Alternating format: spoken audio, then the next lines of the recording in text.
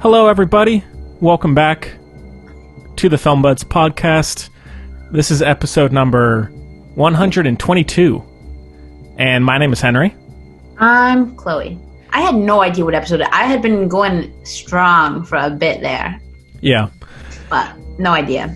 Yes, and as you can probably tell, we are doing the show remotely because of isolation and quarantine still going on.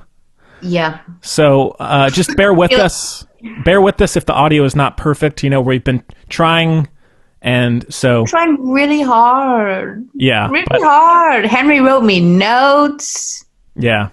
They were very helpful. Yeah. But, and it says, you've done it, kablamo, at the end of the notes, but I feel like I don't deserve the kablamo, because I don't think I've really done it. Right. Well, you know, hey, kablamo, you did it. Thank you. So, okay, thank you. Yeah, so thank you for joining us once again. We hope everyone out there is staying safe as best you can. Well, Chloe, how are you? It was your birthday yesterday. Happy birthday again. Thank you, Henry. I'm saying this satirically, I'm going to say it's Aries season. It is. It's satirical. I mean, yes. You know, it's kind of true, but not really. Mm-hmm. You're such a Pisces. Thank you. If anything makes me believe in astrology, it's you being a Pisces. Oh, wow. Yeah. I'm flattered. Yeah. And to be fair, me being an Aries, because, you know, very conceited. Yeah. A real Gryffindor. Yeah. Well, this time around, we had been throwing us around a few ideas. If you've been following us on social media, we were going to do... messed up. Yeah, we were going to do a Tiger King commentary track. Oh, that wasn't my fault. Oh, yeah. I did technically... My computer... It'll be out eventually. Yeah. Just in time for the hype of Tiger King. I'm sure it hasn't reached peak yet. Yeah.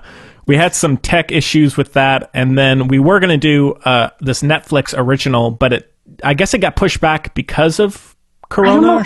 No. It's not a Netflix... It originally was not a Netflix original. Right. It was to be in the theater on the anniversary of my birth. For that reason, obviously. Yeah. But then Netflix scooped it, and it's got put on Netflix. And the articles I read, IndieWire, look, I really like you. I didn't mean to call it out. We got to bleep that out. I like them. Okay. But they very much insinuated that it was going to be out today on Netflix, but it's confirmed when they're going to put it on Netflix. Well, so I guess it can. I guess it counts as a Netflix original now. That's what they do. They scoop things up from other places and then plop their little name on it. Right. Like a Jenner child. Exactly. Well said. So we are going to be reviewing something a little bit different. If you may be able to call it a stay-at-home thriller, if you will. I think it's a perfect choice. Yeah. We are going to be reviewing The Hateful Eight from 2015, the classic Quentin Tarantino film. So, which is now on... For many reasons. Yeah, which is now on Netflix, as well as the extended version, which is on Netflix. So I had no idea. Oh my god, I meant to bring up my little booklet. Do you have your booklet? Not with me. It's somewhere around here, but I don't. I should go grab... Can I go grab my booklet? And you give your little thing, and I won't interrupt you, and it's a win-win? Give my little thing? Your little thing. Or is it too early for your little thing? Oh, well, I mean, I can talk about the other stuff we're doing, so you can go. Okay. Yeah. Okay. Oh, great. I'm so proud of my booklet.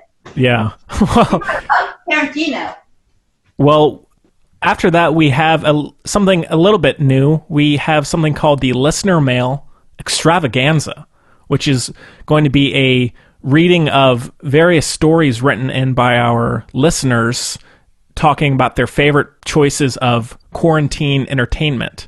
And so the filmbudspodcast at gmail.com is where you can send us your stories to, or on social media. And thank you so much to the people that already have. We did post a bit of a teaser yesterday, I believe, so you can hear a couple of people's stories there, and we're going to be doing a lot more after the review. And then we have some other stuff we watched, a lot of stuff we watched, I'm sure. So And Henry, I lost my booklet. Oh, no. Did I give it to somebody? I did something with it. I went to giving it away. I love it. I might have given it away. I'm so sad now. Yeah. I'm lightheaded even. Oh, man. But I'm fine. Stay hydrated. I really hyped it, and I can't find it. Yeah. It's embarrassing. Well, Chloe, what's new? What you been doing? Well, been getting a lot of nice out. Very fortunate that I have a very lovely space here, as you do, if I may say. Yes, thank you. So I've been chilling at the Nick Tabe, as I call it, the picnic table. Oh. Which is very pleasant. And, trying to be constructive. Been sending little care packages to my children. Not my children. I don't have any. Don't worry. But, kids who I don't see right now. Mm-hmm. And I truly don't know, Henry, what I've been doing. It all is a blur. But somehow, I'm still too busy. Like, I still don't have enough time in the day. Which is very confusing. And also, as you know, the podcast, I didn't even have to leave my home. And I was still late. There you go. No? It's crazy. Yeah. I'm always late. It's insane. My little meetings with my friends and stuff, via this crap, internet-y. I'm always late. I have just no awareness. Yeah. It's mind-boggling to me. But, whatever. Well, But I've been thinking about all the people who don't have the luxury to have no idea of what time or day of the week it is. And so, thanks to them, obviously. Right. Well, Chloe, you want to... before this, but... Yeah. Chloe, you want to do some gift opening here? Yes. Okay, so there are 2 gifts here for you. Now, the smaller one... I have a bonus one. Oh, what did I do with it? Oh, there it is. I got it. Okay, so now the smaller one is... I got that first with the plan of getting something else related to it, but that one is it's just a small little cool thing to have. An entree? Yes. And an appetizer. That would be the appetizer, yeah. I don't mean food. I meant like entrance, but I see the confusion. Yeah, and then the you have a Revenant poster up there? That's great. I do, thank you. I've never seen your room. Yeah, this is what it is. I like it. Oh, thank you so much. I like the cut in color. That's nice. Yeah. Well, the bigger gift, I want to set it up a little bit, okay? So It's not the gift I was planning on getting you or what I set out to get you. Right, but it called to you. But it called to me because I wanted to get you a collectible, as it were, from a certain movie. And even though it's not the item itself, it's not the main reason why you love this movie, I think it'll be a good collectible to have, and it's handmade, not by me. Okay. So, but I think you will appreciate the craftsmanship of it. This is exciting. So, my goodness, Henry. Yes. This is much better than that stupid Batman drone I got you. Which I have used. So. Well, that's nice. You used it just to be nice to me, so I appreciate that. I like flying things around. It's fun. Should I dive in with your wonderful gift? I have an extra one to show you because I feel like it deserves the credit, but I don't want to detract from your kindness and thoughtfulness. Oh, no, not at all. Not at all. I just feel like it's really worthy of imparting. Yeah. Okay. No, please do. Like a palette cleanser for the gift section, because I've opened this, but I feel like I need to. So Mary and Meg kind of count as friends to the show, Yes. Whatever. Yes. Meg lives quite close to me, and so I guess she dropped this off last night without my knowledge. But don't worry, it was sanitized and however you do. So this was all wrapped and beautiful and everything. I said, "Oh my God, gift! I don't know who this is from." Then I read the card and I figured it out. But it's customized by Margaret and Mary from a distance. But guess who game? That's me. Wow. That's amazing. Me. That's good. Chloe edition. Yeah. And guess what? I won't bore you with everything, but Oh God, but it's customized. I think I already busted this. Don't worry, I didn't. I did. Henry's so mad at me for not being in the mic. Okay. No, you're fine. I know. But guess what? So I don't know. Do you know how Guess Who works? I don't, actually. You don't? Oh No. my God. Mm-mm. Okay, so basically, it's a children's game. This says 6 and up. Nice. But that might be a little generous. But, so basically, oh, there's directions. Look how simple. Oh, wow. Which face has your opponent picked? Someone with brown hair? Someone wearing a hat? Someone with both? This is like practice for like police lineups or something. I don't know what this is. Just one good question could eliminate several faces at once. It sounds very all creepy out of context to me, but anyway. Right. You're the first to figure out your opponent's mystery face and you win the round. Win 3 rounds and you win the game. Whatever. Okay? So like Eric, like if you had picked Eric and I said, okay, do they have, you know, whatever, a very white chin for some reason. And then you said yes, and then I'd say, oh, it's Eric. Okay? Right. But we don't know Eric. That's not in the Clobo edition. Huh. So, for example, in the Clobo edition, who do we have here? Oh, me. Oh, wow. It's you. With my beanie and my sunglasses. Yeah. Bernie. My extra Sanders. grandpa. Yeah. We got, I should hold them up. They're going to hate me for this. We got Mary and Meg. Yep. Now, some of them they had to alter to make the game more interesting. Oh, there's Wilkie. All the friends to the show. Yeah. Okay, now this is a good one. So some of them they had to alter to make it more unique. So this is a kind of friend to the show, Allison. Allie. Oh, wow. They gave her a little top hat. Nice. So you say, do they have a top hat? And then I got it. Nice. And let me see some other good ones. And now, lots of friends to the show on here. Oh, I got Gary somewhere. Say, are they too tan? Where's Gary? There he is. Oh, Gary looks good. My dad is so photogenic, it's kind of annoying.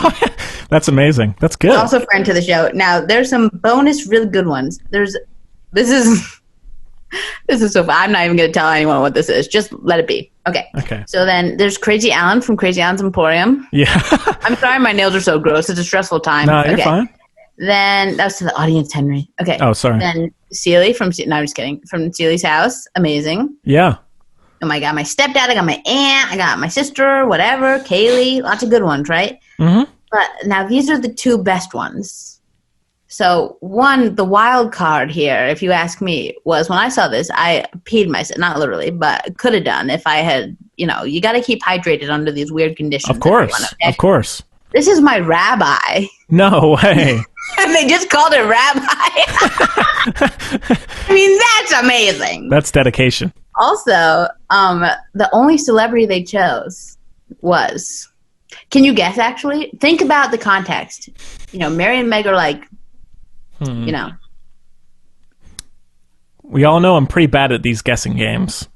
Hey, you're great. I don't know. Daniel Radcliffe. Daniel Radcliffe has stood the test of time since I can remember. And he's amazing. He's the most charismatic person I've ever. Oh my God! I could say the most charismatic person I ever met in my life. Next to you, Henry. Obviously, don't worry. Mm-hmm. But anyway, I felt like I had to share that present. Yeah, I'm so glad. You're in a game, Henry. Wow. Thank you. Okay, now I'm very excited. All right, so again, let's open the smaller gift first. Okay. Is it a poster of my rabbi? It is not. Okay. This is just something to have. Maybe. By the way, I love this wrapping paper. By the way, thank you. This is top qual. Is this even wrapping paper, or is it something special? I don't know. Okay. Oh, I'm nervously. I'm sorry, hot mic. I love it. Oh my God, I can't even deal with this. I love this more than you could ever know, Henry. Thank you. This is so I'm blown a freaking way. Now describe what it is. Sorry, bad podcast. It's a poster of Bram Flowers' best outfits, or most memorable looks throughout the years, his time. And this is so beautiful because this is no joke. like I know all of these from the top of my head. Like I love that the Vince one is on here. That's like a deep cut. That's like for the real people. You know what I mean? Oh yeah. This is absolutely beautiful. Oh, I'm good. gonna frame it. I'm gonna hang it. They got his mustache and all that. Oh wow, Henry, this is incredible. I am so grateful. Thank you so much. Mm-hmm. Wow. Fun fact. Oh wait, this actually ties into a good story about my week. Fun fact, the feather jacket, it's like my favorite, but he accidentally set it on fire during, he was playing on Jonathan Ross, which is like a, Film Nutter knows, it's like a talk show in England, and he was playing, and somehow his feathers got caught on fire. Like, crazy. Oh, yeah. So, that is so kind, Henry. Of course. That was all I could ever want or need. I love it. Oh, good. And also, this is on non-podcast. Do you have headphones in or no? No. Should I put them in? I think so, just in case. I don't want my voice on your laptop carrying over. Oh no! Yeah, I don't think it's really done it, but let's just make sure. Okay, we got it. Got it? Can you hear me? Yeah, I'm so sorry. No, it's all good. So I'm panicked. No, you're fine. How bad did I screw it up? No. I mean, I haven't noticed it at all. So it's all good. It's all good. Oh, so. God. This podcast, I'm not doing hot. Okay, we're good. No. I mean, look, and yeah, just everybody bear with us. We're still getting used to the whole remote podcasting thing. So it's not for me. We're going to get better every time. So it's all good. We were born in 95. Like, this is hard for us. Yeah. But I did get my chapstick. Good. Oh. Good. Earth Bees. It's organic, but it really spreads. Yeah. Okay. All right. Oh, chapstick is probably a no-go right now. Sorry, everyone. I'll burn it. But, well, Clay, I'm glad you like your... I loved it. All right, so now, the main gift here, it's something. I just thought I had to go for it. I'm sure you'll like it one way or the other, but I'm curious to see your reaction. I'm panicked. I'm very not good at this. I prefer it the other way. Okay. I'm sorry if my reaction doesn't live up to how it should. No. I'm... Okay. Oh, that's a little hint. Yeah. I think It's hefty. I think I might know what it is. That's my surgery scars, in case you were wondering. Okay. Nice. Wow, yeah. This is familiar. I had to take off the outside layer of paper. Mostly... Well, to be careful, but mostly for comedic effect. But okay, this is very exciting, Henry. I think I know what it is, and you don't know this, Henry. You're hating this. I gotta end this suspense. No, you're fine. I love baseball bats. Oh my god, this is amazing. I can't open this paper. Did you give me a Harley Quinn baseball bat? I did. Everything I could ever want, and I didn't even know I needed it. Oh my god, Henry. This is so kind. Oh, thank you. This is so nice of you. Good night. And I say good night as an expression all the time. It's also my Hebrew name. Bet you didn't know that. Oh, really? Violetove, yeah. So, yeah, this is a baseball bat it's nuts. from used in Birds of Prey and It was in the movie? No, not that one. No, not. I mean, it's the replica of the. It's. I couldn't go that far. Wow, but it is. Love it. Is a replica bat of Harley Quinn's in Suicide Squad and Birds of Prey. This is madness. So I figured you could just put it somewhere, enjoy it, and if you need to, you can use it. It's useful. Yeah. It's useful. Yeah. Wow, Henry, that was so nice of you. Yeah. I might have to read all this over and over again. I'll go crazy. No, you're fine. I might have to get one for myself. That'd be cute. We can just walk around with our matching baseball bats. Yeah. Mama's gonna make this cry. No. What? Oh, it's the song she sings. Mama's gonna make this cry. Yeah. Mama's... Whatever. Okay, this is a little secret for the film buddies out there. Clobo cannot read cursive. Oh, yeah. I went to public school in North Carolina. We're like 48th worst in the country. Mm-hmm. I almost said state. But this is so kind. I love it, Henry. Oh, good. Thank you. You're welcome. Look at that athletic tape. I love it. Right? Okay. Wow. This almost makes me... I'm almost worried about how much I like this. Oh, wow. You know? makes me, you know, yeah. I have violent tendencies, but I know. this is great. I know. So, Thank you so much. You're welcome. Oh, wow, I love it. I love it. Good. Wow. If somebody beats me at my Guess Who, I'll bop them on the head. There you go. Wow.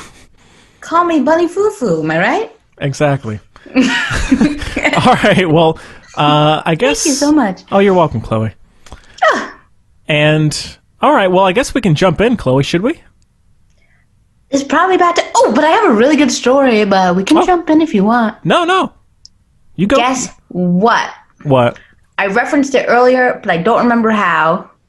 But earlier in the week, Henry, I don't know if you know this. We'll move on from that. Ignore that. Pause. Okay. But there's a lot. I get a lot of like phantom thing kind of deals in my home, and earlier this week I woke up, like that, as I always do. Sure. Very Disney. And, a narcoleptic isn't woken up by a whole lot, right? So I woke up and rolled out. I said, very nice.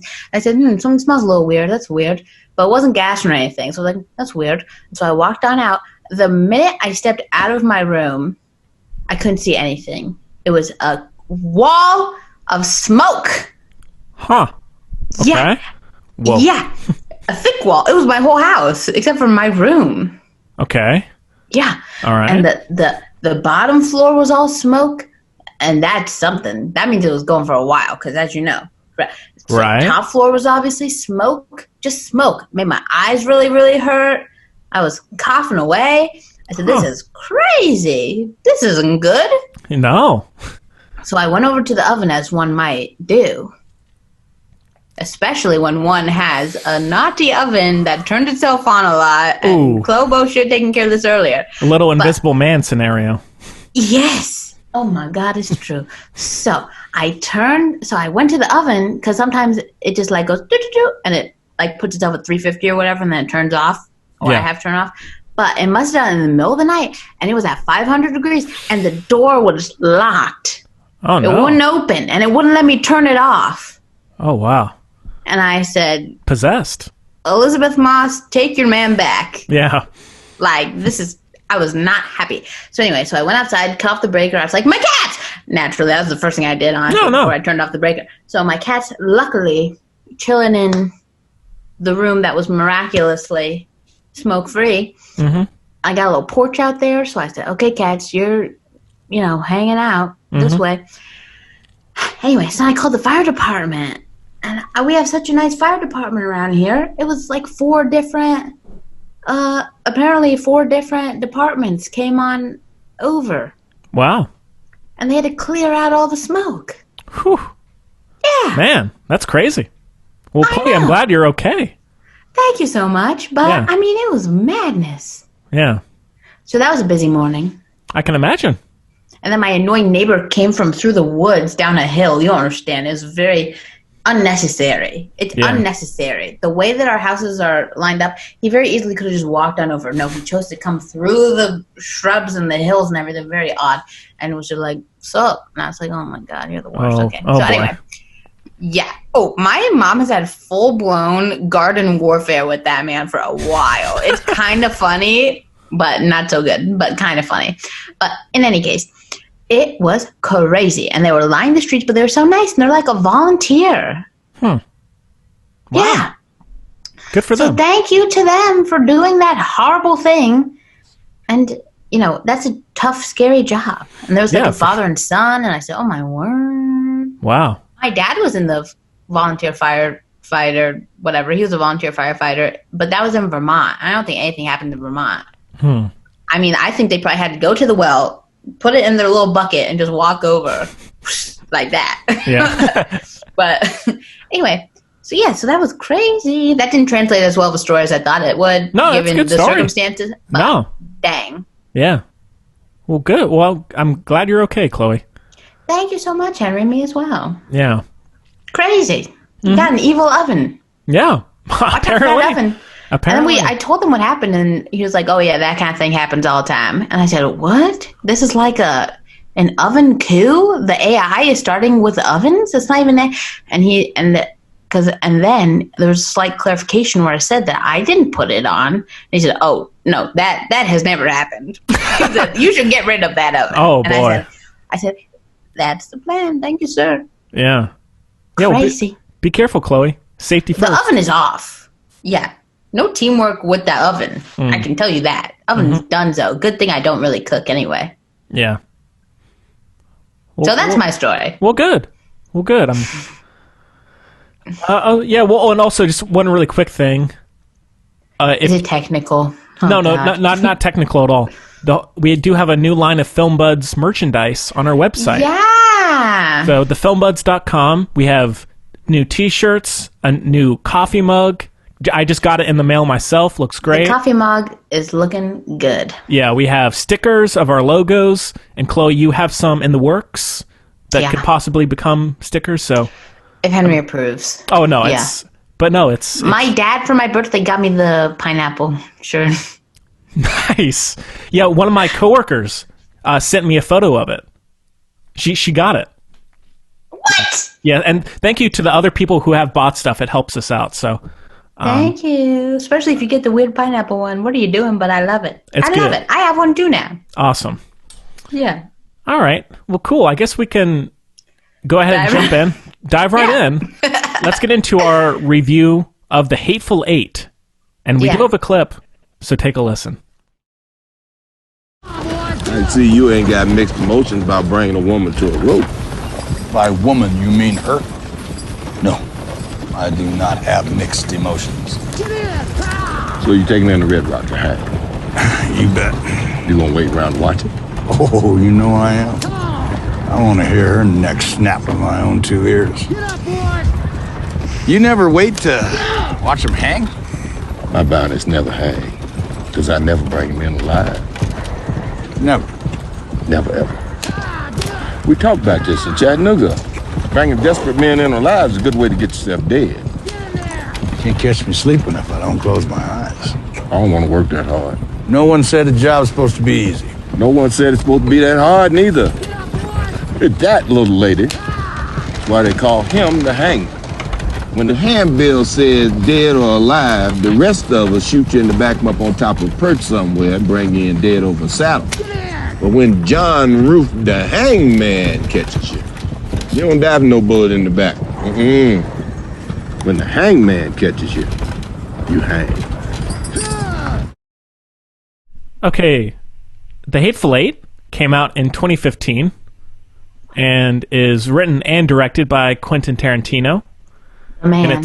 And it stars Samuel L. Jackson, Kurt Russell, Jennifer Jason Leigh, Walton Goggins, Demian.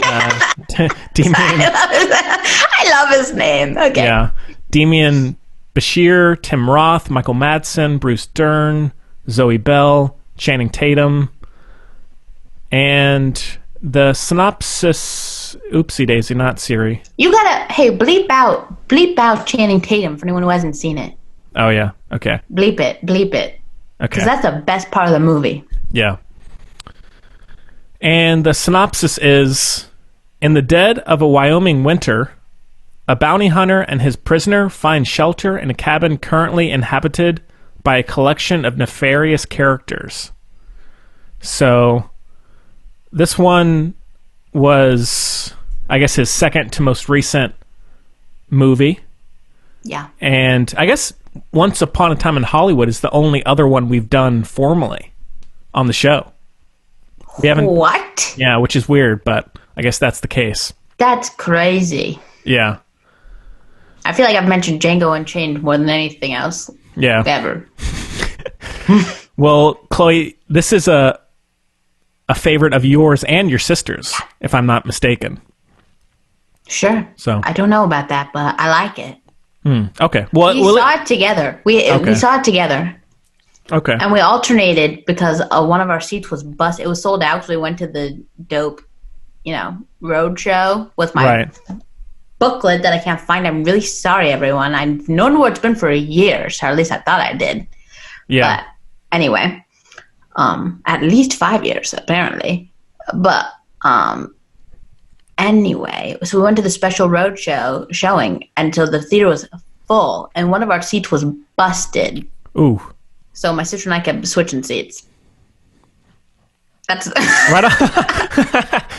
That's the one. I mean, we did see it together, and we saw it with the guy from our soccer team as well. Oh, nice. It was very, very fun. We saw it on the special showing, the overture. Yeah, I saw the roadshow version as well with my mother, but we were at the very front row because we got there late.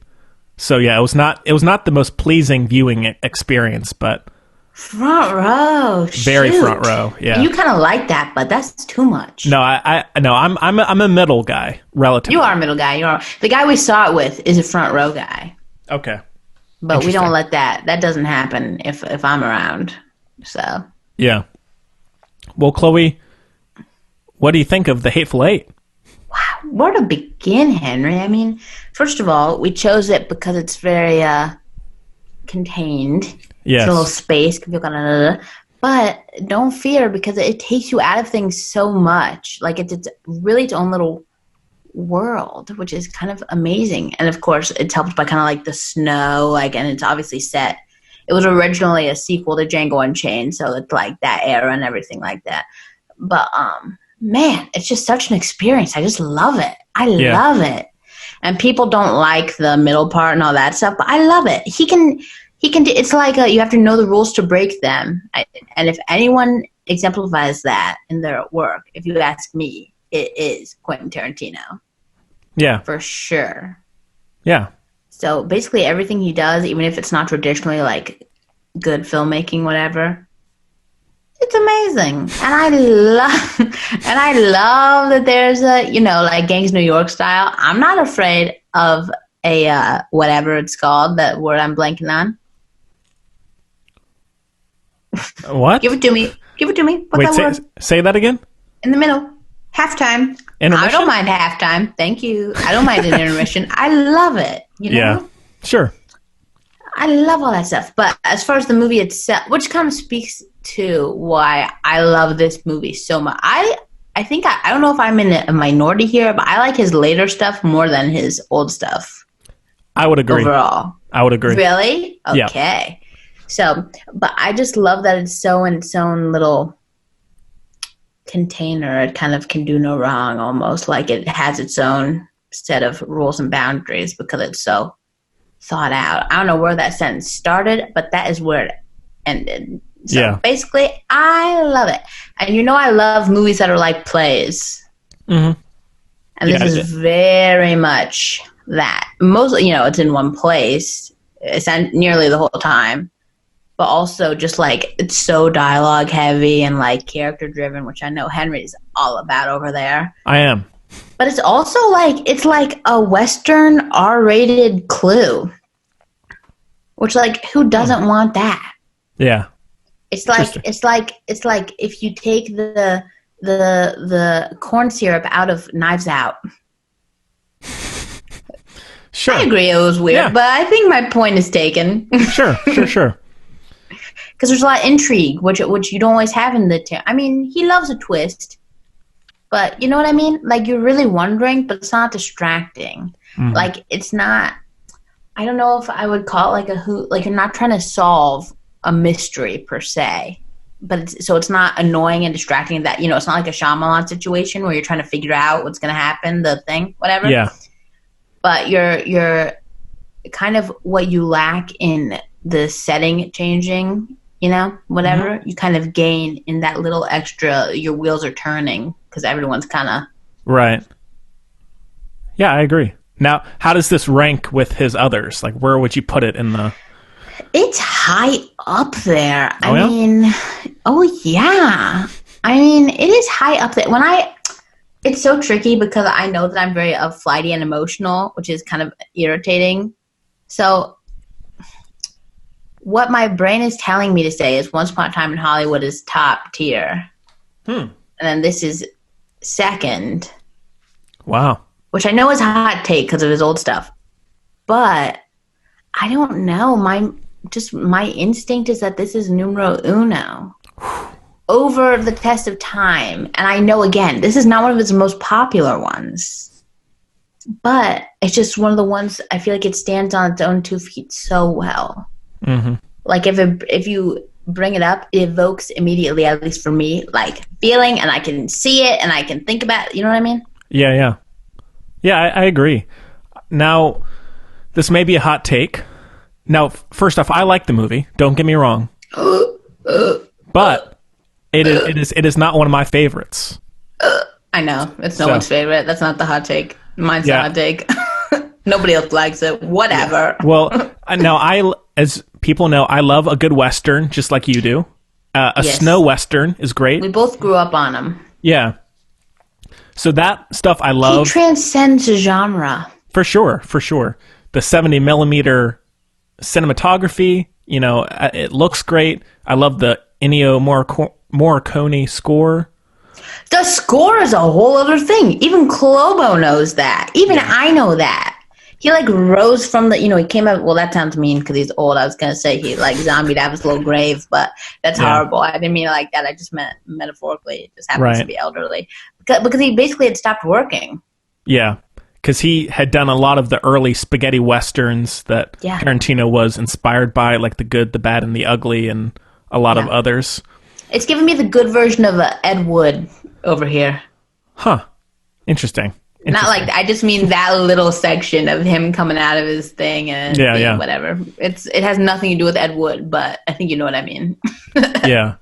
Now, for me, some of the main issues with the movie. Did you freeze or are you pensive? Oh. You see me moving? Am I good for now? Yeah, I see you. You're back. Okay. Mm-hmm. For me, I find it takes a very long time to get to a point or an end that's not all that interesting.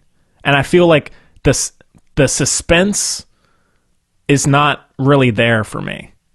There's I wouldn't call it suspense, but it's tension, which I prefer. I think more natural. I feel like there's tension, but I feel like it's almost to get to a certain set piece or something rather than building. And I just feel like over time it gets a little tiring. Yeah. And I see where you're coming from. And not to say that it's a failure in that front. There are still some suspenseful moments, but it's very sensational and maybe at times too much so, with not much underneath. That's my issue. Like it's carrying itself as if it has the framework of Django or Inglourious Basterds, but not having.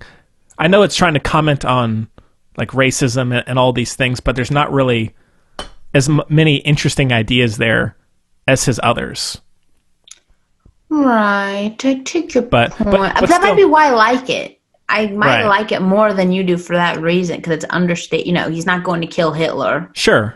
Yeah. Yeah. And now, if the movie was 2 hours instead of 3, that I wouldn't be as much of an issue. But it's carrying itself as this masterwork, and I don't think it's. Oh, I don't think it's carried. I don't think that's true. I don't know. I don't think that's true. Because it has these very intense performances and this very elegant, lavish set work and look, and I just feel like it doesn't always earn. But it's got a lot of comedic element and everything. I don't think it takes itself too seriously. I think it's like playing pretend almost, like when you're little, it's so genuine, but it's still, kind of silly.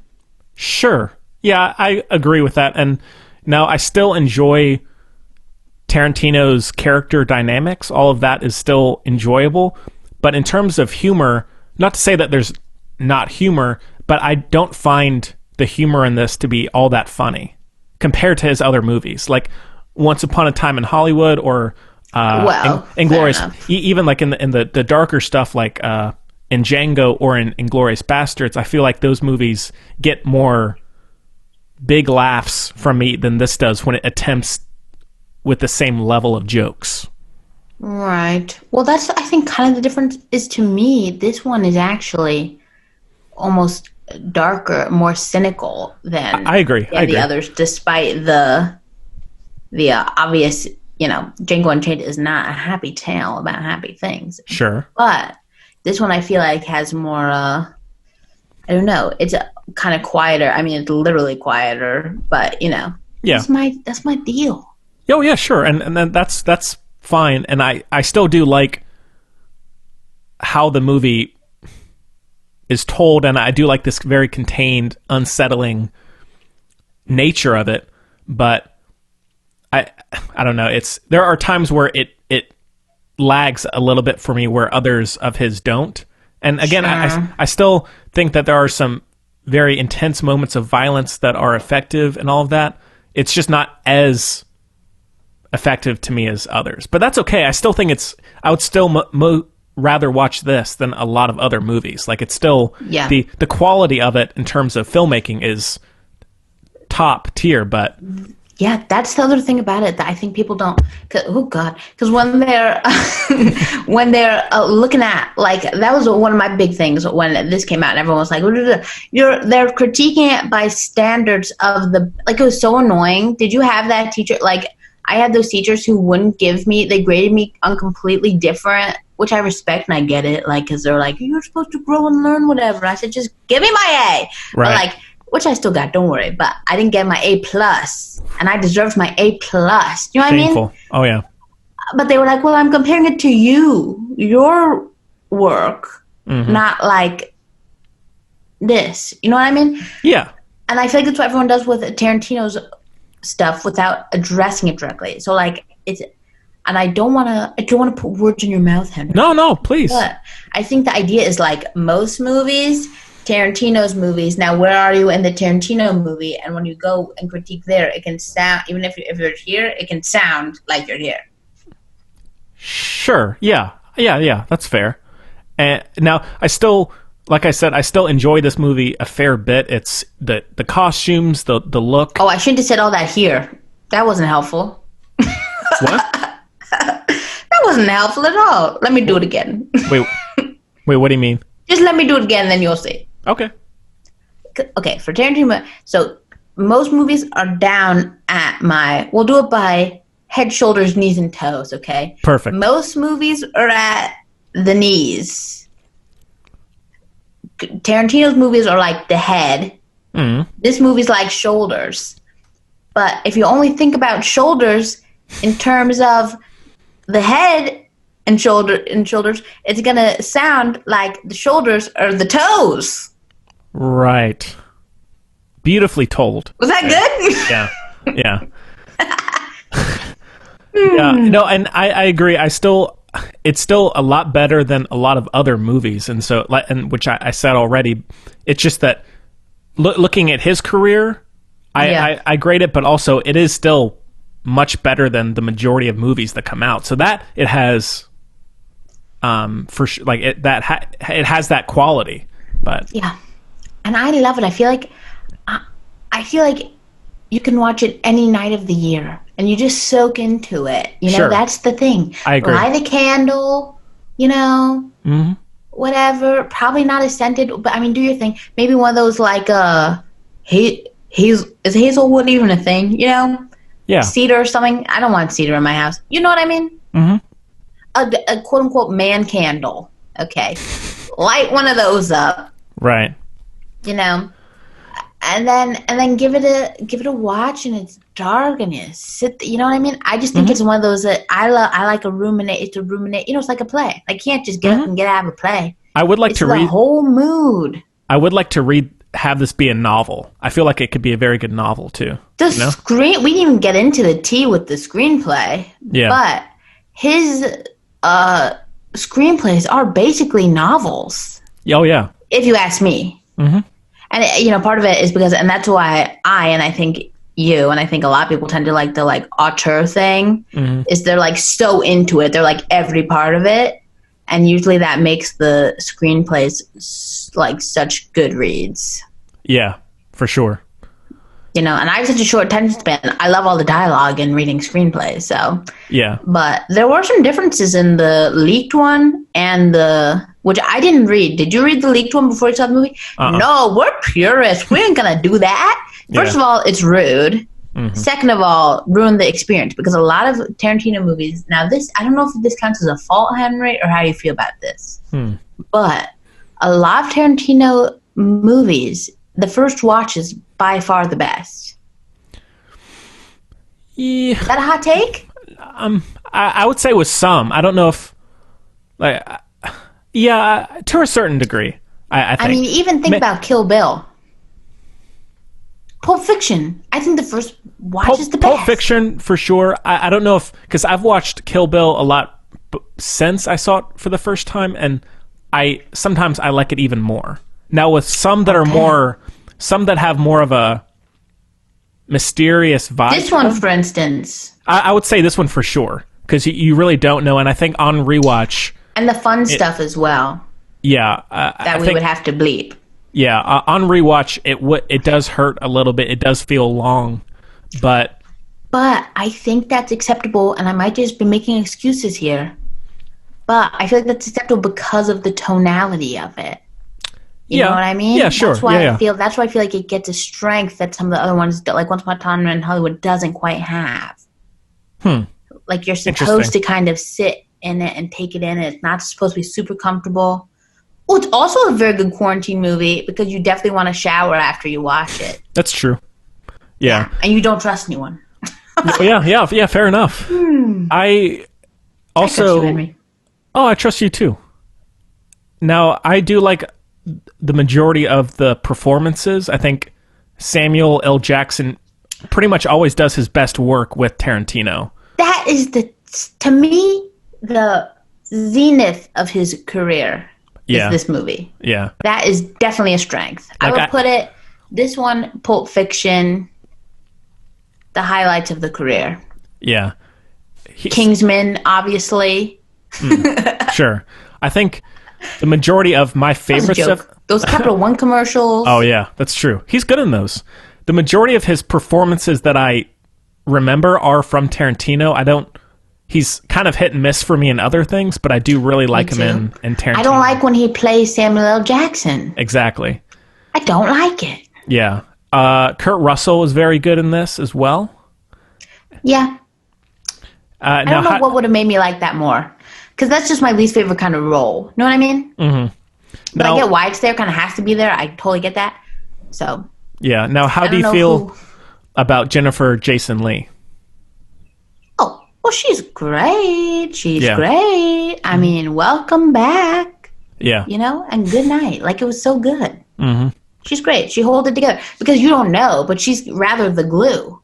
And I love that dynamic. It's this weird, like, form of power. Yeah. And I absolutely love it. I think she killed it. Yeah. You know? Mm-hmm. And I like the way it's written. Again, that's the kind of thing with Tarantino. Like, he gets a lot of heat for random stuff. I mean, not random. I appreciate that everyone takes things and blah, blah, blah, you know, all that nice, I mean, I shouldn't blah, blah, blah, that stuff, because that's, you know, but you all know what I mean. So I appreciate that, but I rarely have much problem with his female roles, especially in the context of, most movies, if that makes sense, you know what I mean? Right. Like I remember, and I could be remembering wrong. It could have just been in my circles, but I remember being a whole thing. They're like, "Well, they hit her so much." It's like, yeah, well, she's bad. They're all bad. You know? Yeah. It'd be different if The Innkeeper's probably my favorite. Oh sure. Oh yeah, big time. And the dude, what's his name? Sweetie Pie. I like him a lot. That was tough to watch. Walton? No, I love... Oh, you're getting me going. You're getting me going. No. Basically, if you work at the inn, I love you. Yeah. Yeah. But I think Samuel L. Jackson, that is the right one to start with as far as performances go. You know. Mm-hmm. I mean, we're always happy to see Mr. Dern. You know? Mm-hmm. God love him. Yeah. You gotta love him. And the cast is solid. That's one thing you can also rely on. Like, that's kind of what I mean with the Tarantino movies. It's like, what I mean is like make believe, like they're just having fun. It's like a kid's putting play on in their backyard. Like, you know what I mean? Yeah, for sure. I do. Now, even though I enjoy it being this contained movie, I almost would like to see him do a exterior snow western, because I love anything that's outside and how it looks. I would love him to do another one You got that Revenant poster right behind him, my exactly. man. Yeah, I would love him to do another snow western, but have it be mostly exterior. Just because he has a great eye, and I loved like anytime they're going from the house to the barn or they're on the carriage ride. I loved all that stuff. I would like a black and white one, actually. Yeah, I'd be down for that as well. I would love it. Even I would love if Tarantino just popped out a little 40-minute black and white outdoor western. I'd love it. Yeah, I would too. Not that he'd ever do anything 40 minutes, but which is another thing. I know people think it's too long, but I think that too goes with I think it works because he sets the parameters. You know what I mean? It's a slow burn. Yeah, I agree. I don't have an issue with the length itself. It's just more so. I don't know. I feel like it kind of stops and starts a lot to where I noticed the length more than normal or usually with Tarantino. But again, it's not that big of a problem. That is true. That's true. Yeah. And a lot of people, again, didn't like the whole deal where he pops in as narrator. Yeah. And again, I have to tell you, guess what? Tell us. You got to know the rules to break them. He knows them. He can. Oh my God, the chapstick has been right in front of my face the whole time. Okay. The one that I couldn't find earlier. Anyway, what am I even saying? I don't know. But I do know. Let me go back to it. Okay. I had to refocus. Okay. Yep. So. Okay, so people didn't like that but again, it's like that make-believe thing. Like he was using a voice, but we all know it's him. Very, Hitchcockian kind of thing. You know what I mean? It's just that like love of movies always comes through. Like he's involved in the little play he wrote. He's the little Joe March over here. He's got a small role in the play he wrote for all his friends to perform. And, normal kids' plays don't say the N-word, which I approve of not saying it. But you take my point. And I just like it. And it was also right before the break, which I liked. Right? It was right before it, right? Yeah. And then I'm pretty sure. And then it leaves you like, right.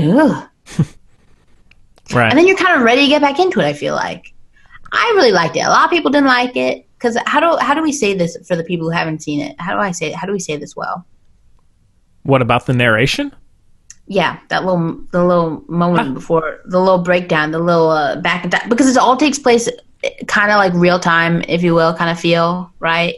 Yeah, it's all very grounded, and then there's a flashback kind of thing. Right. I don't even know if it, and he's narrating, and Quentin Tarantino's narrating, you kind of know it's him, but whatever, and it's very stylized, and then it cuts to intermission. Mm-hmm. And I like it. I think people thought it was lazy. I don't. And I do say show don't tell a lot, so I'm not trying to be hypocritical, but I think it fit really well in there. Yeah, I don't mind the narration itself. I don't know if I needed it to be him, but okay, it could have been someone else, because knowing it's Tarantino doing it, does that make it worse? Makes it maybe slightly indulgent, but. Again, it's in there so little that it's pretty insignificant for me. But yeah, the only thing is, I guess, that it could take away some of the reality from the piece. Yeah. Yeah, I don't know. I don't think it's that big of a deal. Yeah. Now, I do, talking about the flashback, I do like the flashback a lot with the certain characters and actors that come in. I think all of that is probably my favorite part of the movie. Exactly. Oh, that's a hot take, though.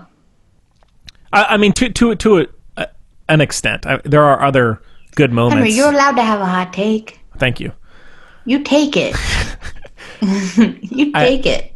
I think, and maybe that's because I feel like the humor of Tarantino comes through a little bit more. It's more playful in how it goes about telling that story, whereas other parts of the movie are more serious. Not to say that that's inherently bad, but I love that stuff, and I do like the fate of some characters as well, how that's done. Yeah. And the main... but you thought it had a weak ending? It's not so much that...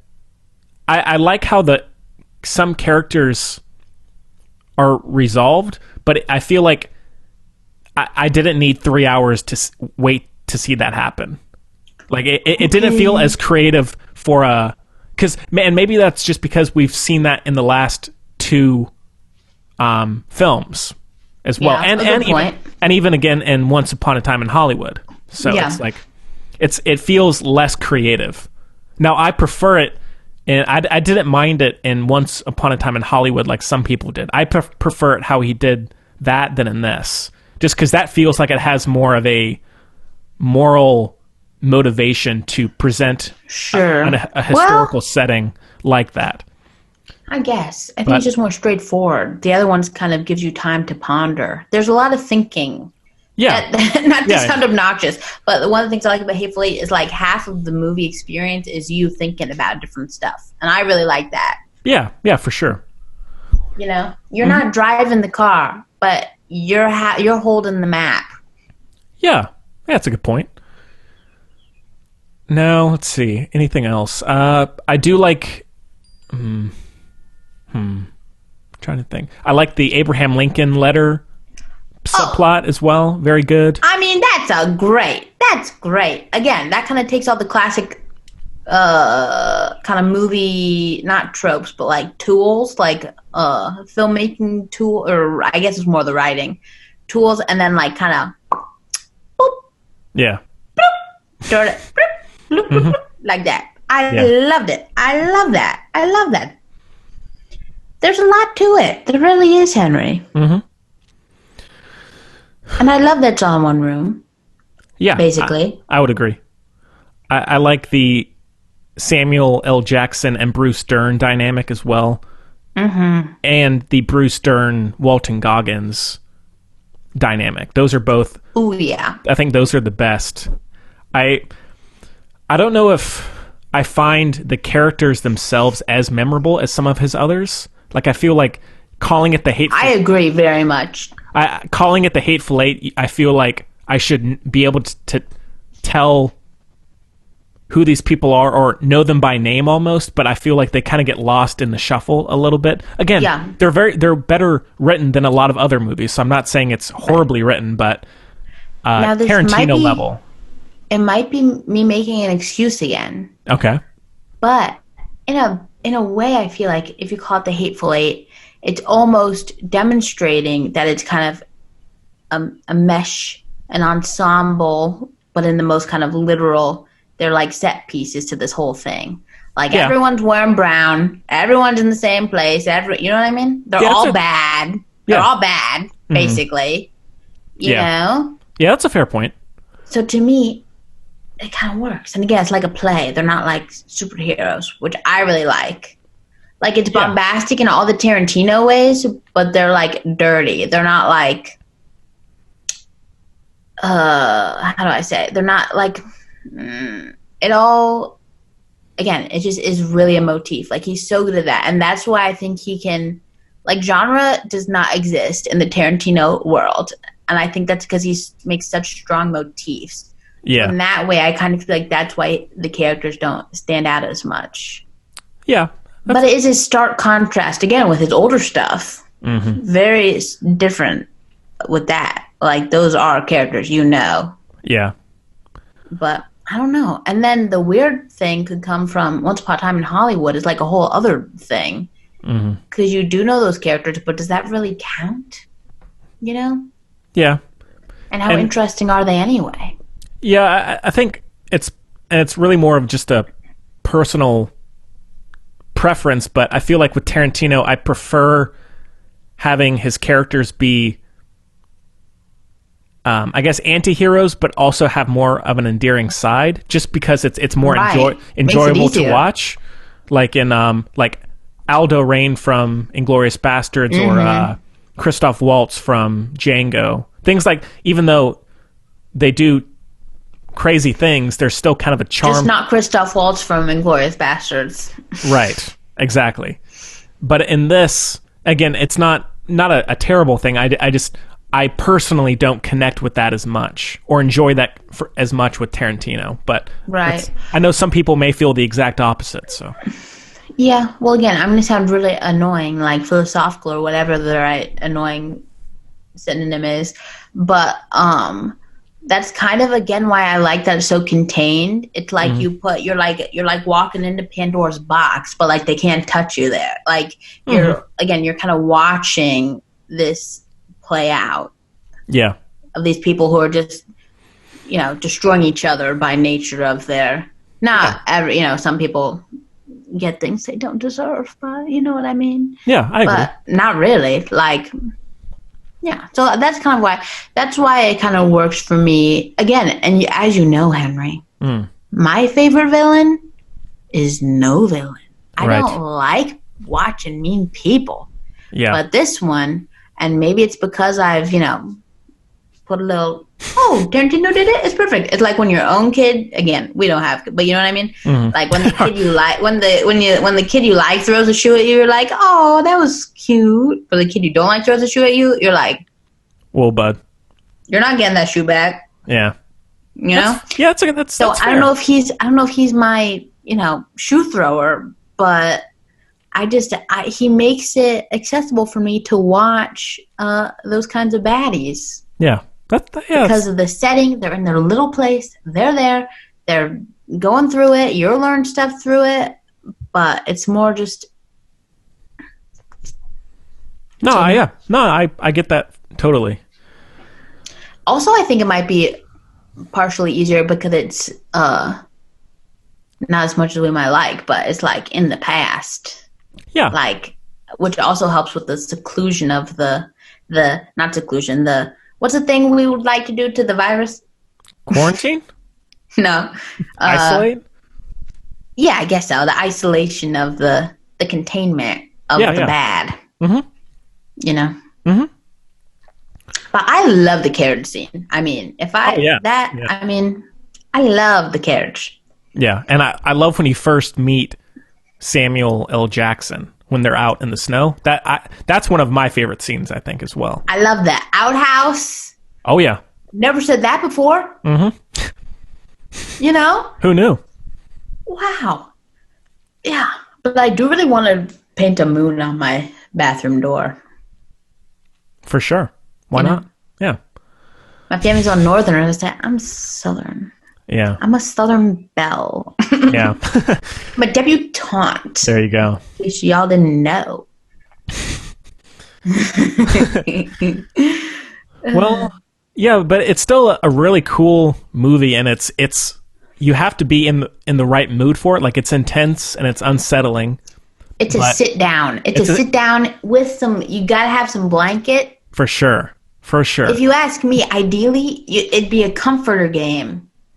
But not in a bed. You're sitting up with a comforter. I love that. Yeah, that's a good point. Mm-hmm. Yeah, and at night. Yeah, this is a night movie. But any time of the year. This came out Thanksgiving, right? I believe. I thought it was December, but I could be wrong. All right. Well, it came out November, December. That's close enough. I just remember my family was here, and I said December 31st or 30th. So maybe it had a limited release. I don't know. Anyways. Well, the road show was first. Maybe that was it. Yeah, I don't know. But what if we were at the same showing? Can you even sliding doors? Yeah, Chloe. Where were you? Which one did you go? South Point. Me too. First I was late. Oh yeah, we were. First. We were at like the 7 or 6 o'clock. So. Yeah, me too. It was just dark out, so I thought it was late. But upon further inspection, it would have had to be kind of early because we missed dinner, and that's why I felt rude. Okay.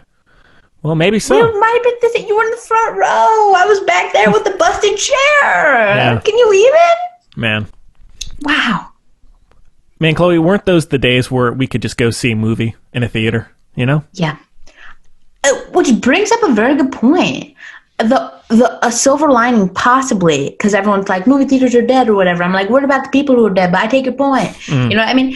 But this kind of thing, if you bring up more of this, I love Community. There's nothing, not just the show, the idea, the notion, the beauty of it. You know? Yeah.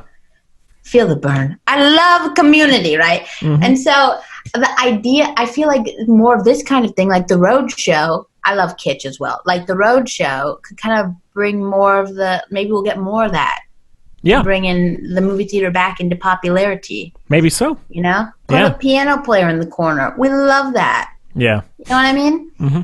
I think that could be a really good opportunity for them to kind of go back to the movie-loving nature of movie theaters, not just like what to do when you're bored. Yeah. Which is also fine and beautiful, but you know what I mean? Mm-hmm. Like you get your little booklet with your ticket. I know that's expensive. I don't need a booklet every time. Save the trees. But, and I know I don't know where that booklet is, but I cherish that booklet. Oh, actually, I might know where it is. I think I put it in my little cherish drawer. Okay. Because it was getting bent where it was. But, yeah, you know what I mean? Mm-hmm. I don't know where I started again, but I think my point is made. Yeah. It's as made as it's going to be. Yeah. All right. Well, like if all movie theaters became that movie theater that's in Raleigh that we don't go to because it's too far away. Oh, the Alamo Draft House? Yeah. Mm-hmm. That'd be cool. Bring it back. Bring it back. I'm not asking the people who work there to put on the bellhop costumes again, but, just a little bit of a communal ceremony, Yeah. Yeah.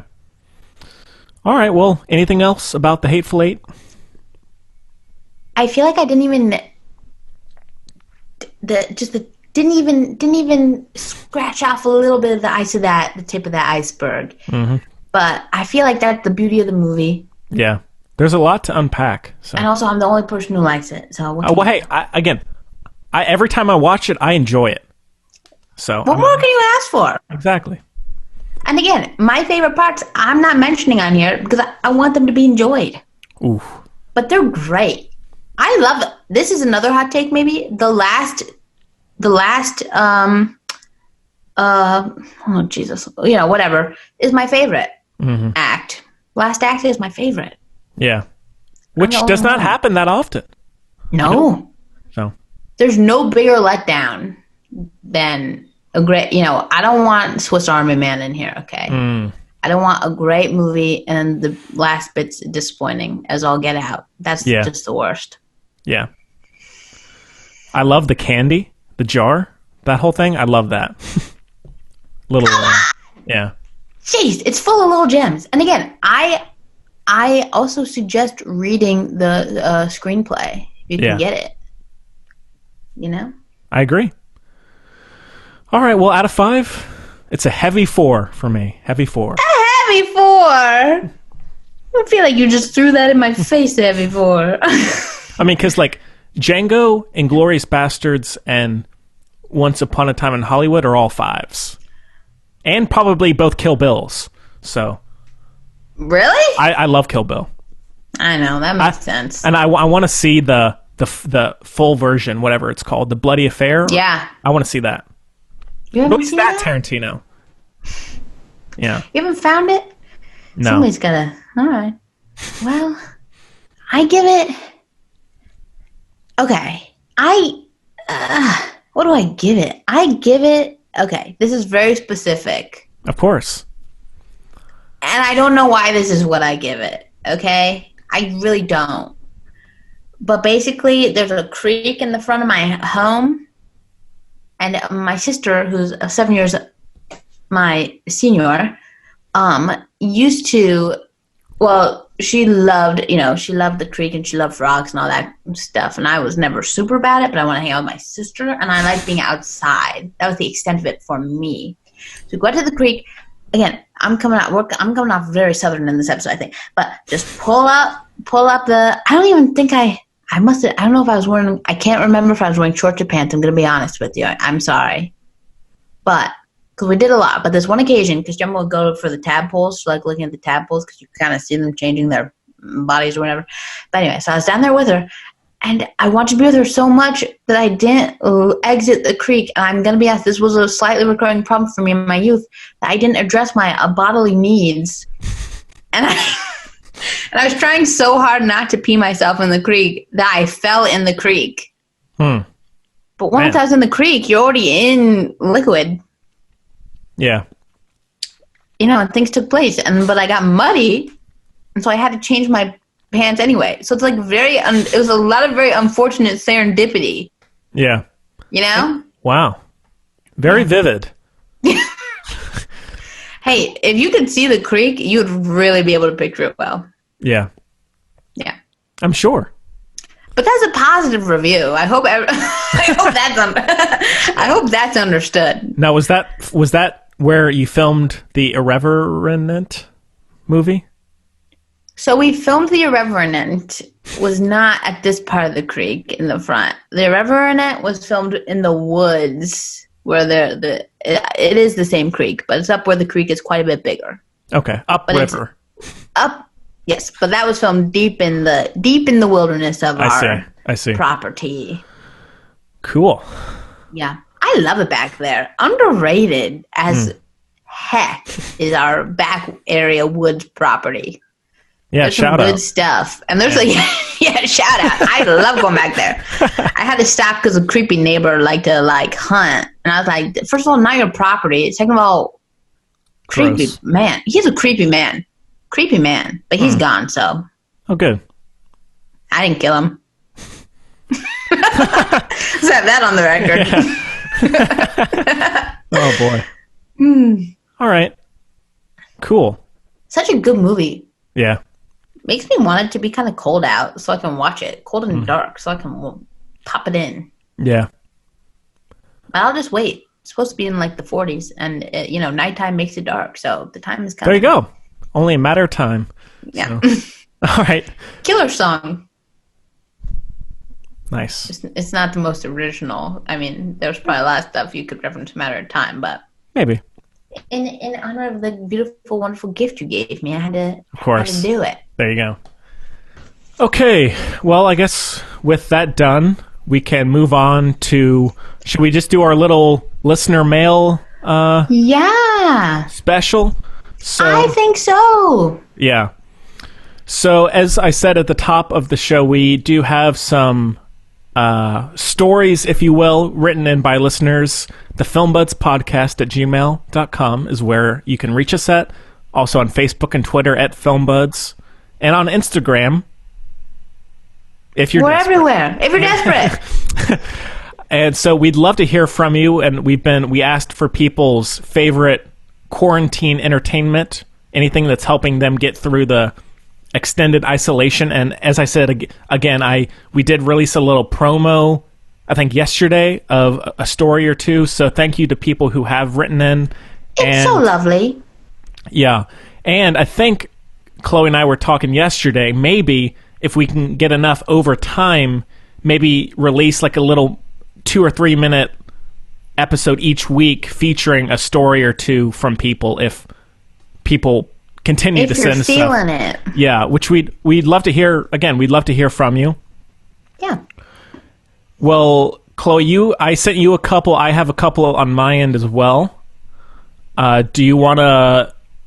Some are from people we know. Others are from listeners abroad. Wow. So, Chloe... Alaska. Yes. Chloe, do you want to read the first one, or shall I? Henry, how about you start, please? Okay. First one we have... You'll love this one, Chloe. This one is from Pamela. Also, my mom! Chloe's mother. And so, yeah. So Chloe's mom says, I love to watch the Try Guys with Chloe Strauss. They are so funny, such good friends, and I get to be with Chloe Strauss. What could be better? Whoa. Lastly, if Gemma Strauss was with us. Pamela. Yes. I love that. You too, Henry. You can join in. Oh, thank you. Can I give you some backstory? Please. I wish I could do this with everyone's, but I can't. Yeah. Because the rest of them aren't my mom. But, as far as we know. Supposedly. She could be. Yeah. But, so my mom, I'm pretty sure, has seen but a one Try Guys video. Now, just in case people are unfamiliar, what is Try Guys? True. I know we're a lot more popular than them. So, right. I see. We got to give them the shout out they need. Yeah. Actually, their podcast dude, went to friend school. He grew up here. Oh, really? Oh, wow. Yeah, he went to our friend. There's a bunch of them. But he went to friend school And a lot of my friends growing up went there, and it's very teeny tiny, like they don't wear shoes, like that kind of thing, right? Okay. Yeah. But yeah, that's wild. He grew up like, you know, we have a lot of, we know a lot of the same people and stuff. It's so crazy. I'm not speculating. He was recommended. It was the best moment of my life. And I wasn't going to bring it up because it's like, I don't know. I didn't want to be rude or something. But he came up as a suggested friend on Facebook. Interesting. That's how you know it's real. Yeah. Or people you may know or whatever. Mm-hmm. It was the best moment of my life. So anyway, That's a delightful tie-in. But I don't know him. But I wish I did. He's right between Gemma and my age because she was also friends with all the friends. I mean, we're clearly, you know, Gemma and I are clearly the kids who should have gone to a friend's school but went to public school and then became this hybrid, this Frankenstein. Right. You know? So anyway, they had a class in knitting, okay? Like, take me there. Yeah. It's basically the school of, well, you know this, I guess, so pretend to be interested. But it's like the school that maybe gets sent to in Arrested Development. Okay, where their grades are like, yeah. Okay. Yeah. You don't know Friend School? Huh? You No, know I Friend do. No, School? no, Oh, you're I just do. acting. Okay. No, I do. I know what you mean. But yeah, literally all I had a joint bat mitzvah with a girl who went to Friend School. So basically the whole grade was at my bat mitzvah. So how fun was that? Wow. All 6 of them. But anyway, where did I start? Oh yeah, but the Try Guys is just, it's like a YouTube channel of a very kind and funny people, mix of people. Well, good. And they bring me levity. They bring joy to the world. Yeah. Do you know who they are? You must. I've heard of them. I have not ever watched them though. Okay. I wonder if you would like them or not. I'll give it a shot. Give it a poke. Give it a poke? Yeah. But the one but Gemma and I love them. Like, we're hardcore. We love them. You're Very triers. much. We're triceratops, Henry. Okay. Triceratops. Okay. I'm not like a YouTube person, as you know. I'm not, but they're like my one go-to. Yeah. Cool.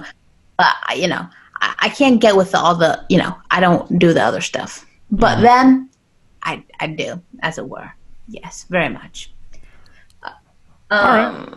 But yeah, I love that my mom said that because, again, pretty sure she doesn't watch them, doesn't really know who they are. But she fits them very well. It makes sense. I'm a Ned, for those who know. If you know, you know. I'm a Ned. Gemma's a Zach, not just because of the Jew thing, but lots of stuff. If we were going by that stuff, you know, I'd be the Zach, but I'm not. I'm the Ned. Gemma's the Zach. Maybe you're a Keith, because I don't know any Keith. Like, I don't know any Keiths. I don't know. Maybe you're the Keith. Okay. And, you know, Eugene is the best. I don't know. Just let it be, Henry. It's fine. Oh no, it's all good. Well, thanks for the for you, Henry. I can't talk enough about them. They need the help. They need they need people to know who they are. Right. But not us. But no, just yeah.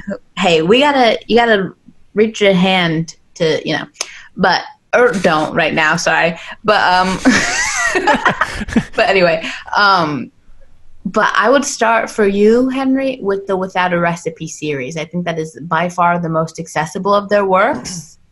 I myself, Gemma and I, our favorite is Candid Competition. Again, if you know, you know. But you know, just enjoy, Henry. You're welcome. I will. Thank you.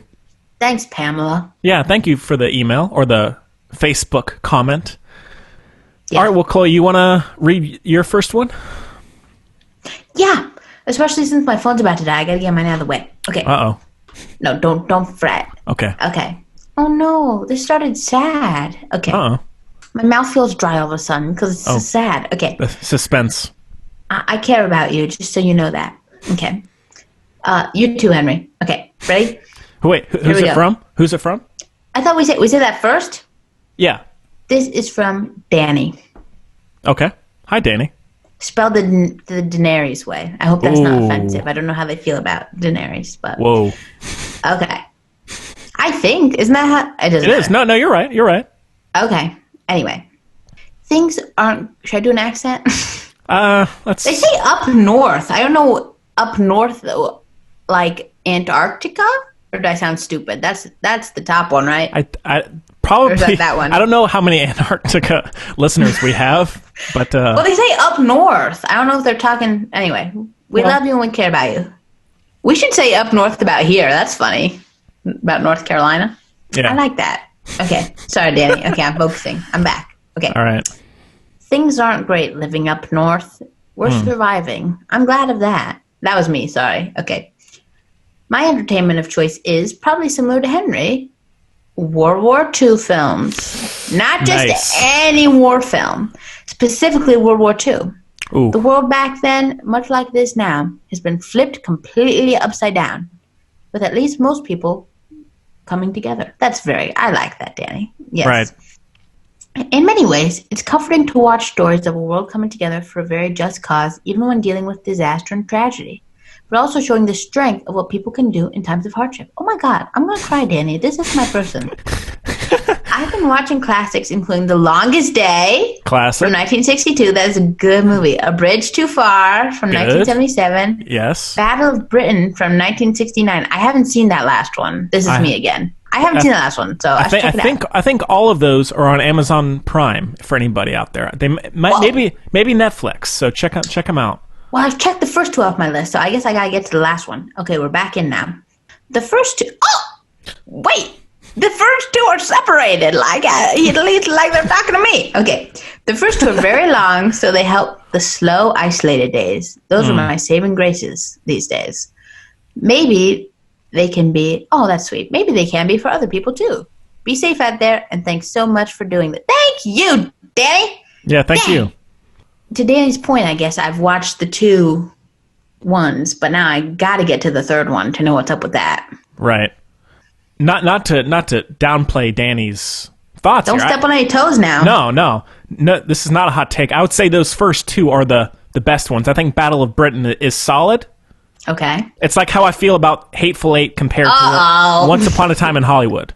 I guess Battle of Britain's for me then. All right. Maybe so. But it has like Michael Caine, people like that, so it's got a good cast. Michael Caine. Yeah, exactly. I agree with you, Danny. I've been on I've been on a World War II kick. I've been watching Band of Brothers, things like that. So you shook me with that tidbit from left field. Why? Oh my God. I knew, you texted me, Henry. I knew Band of Brothers was star-studded, like a liftoff for so many. It almost feels like we come to love. It almost feels like one of those British mystery shows where you see like everybody in it, and then they went on to do other stuff. It always reminds me of that. Yeah. Yeah, very much.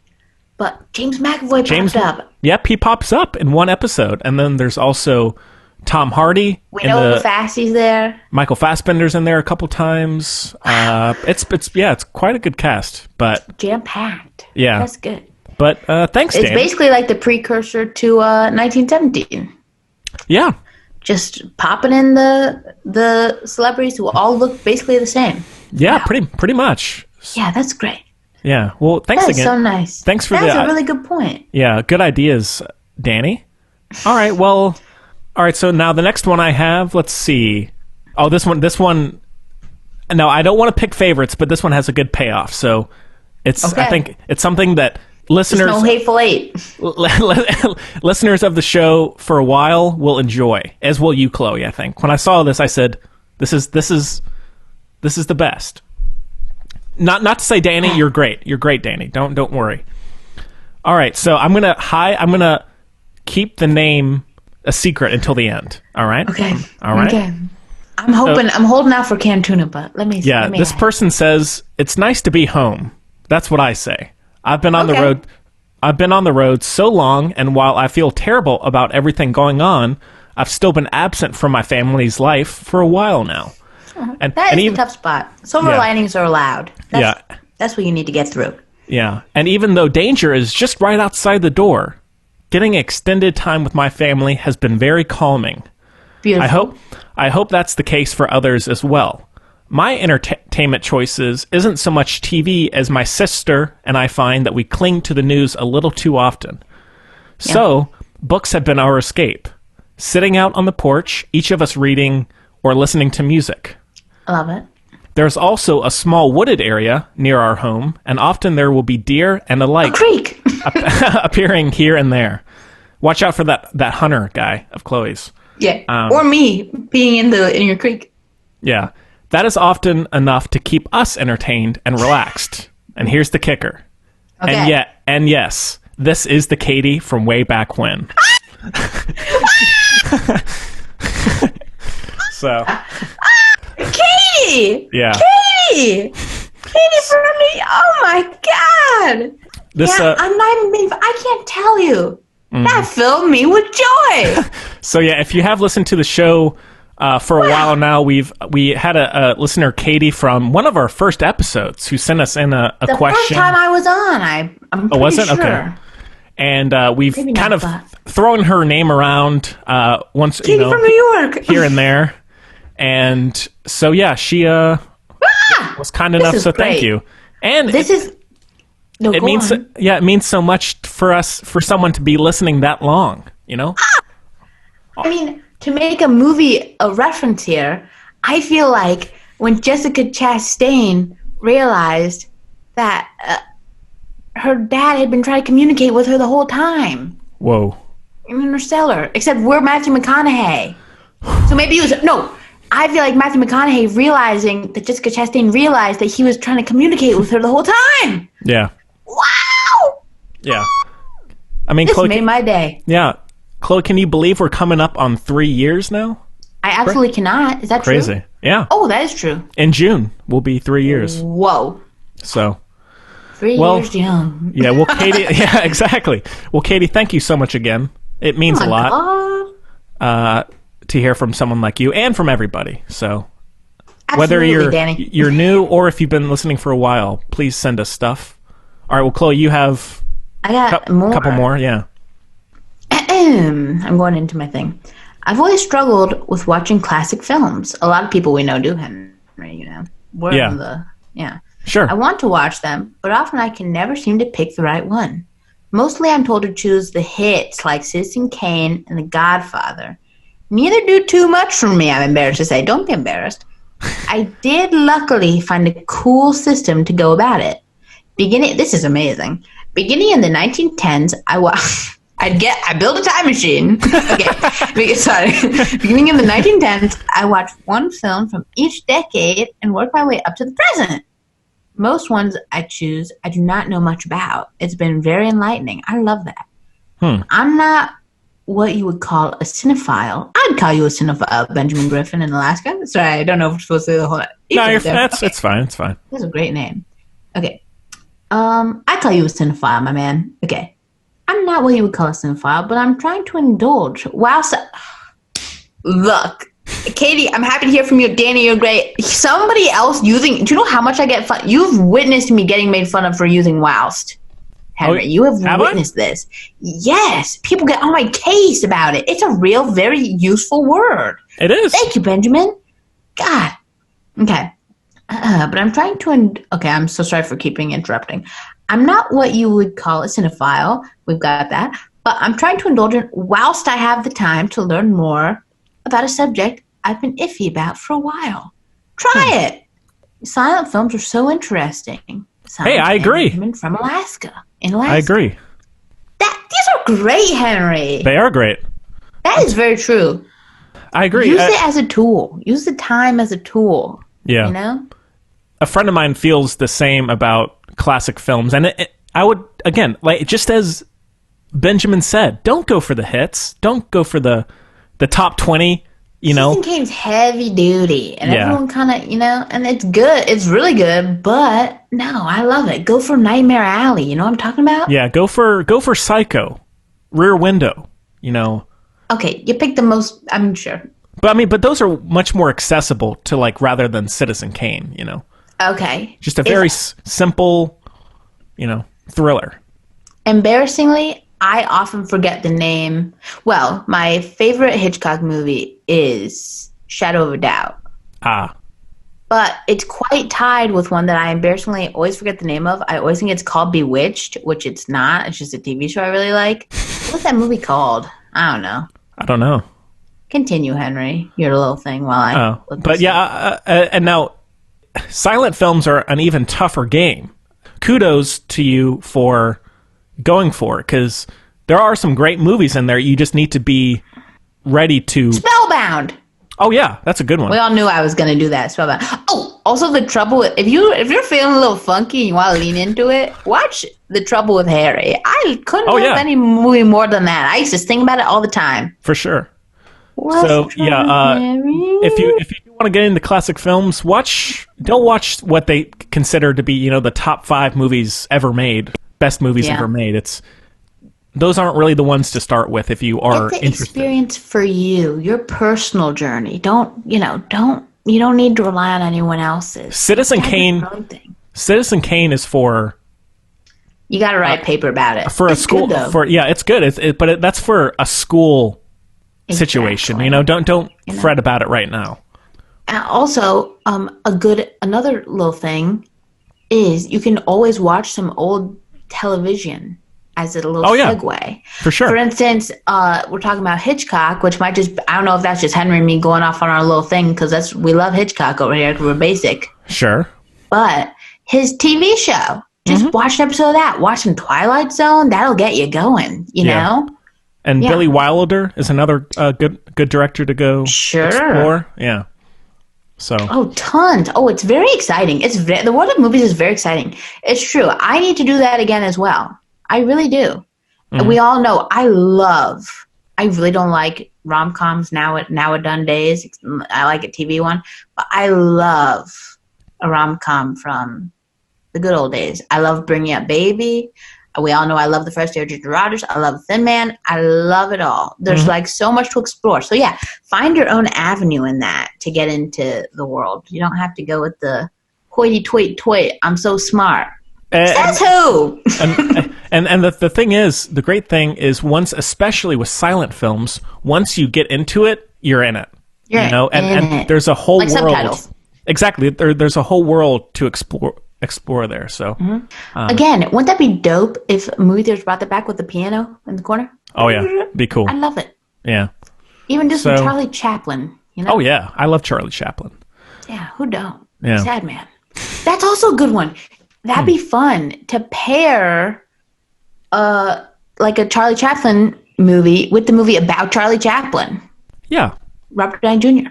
Oh yeah. I don't know if that's my strongest recommendation, but you feel me. You know what I'm talking about. Yeah. Movies by movie lovers are usually the best. Like Tarantino. All right. Well, well, thanks a lot, Benjamin. Thank you, Benjamin. And hey, man, have fun. Enjoy yourself with that little nifty. Hey, you're living in the Hateful Eight. Maybe snow-wise, I think. Yeah. So, I made a movie with my sister, as Henry alluded to, called The Irreverent. Quite a wild take on The Revenant, and you can do something like that if you're needing things to do.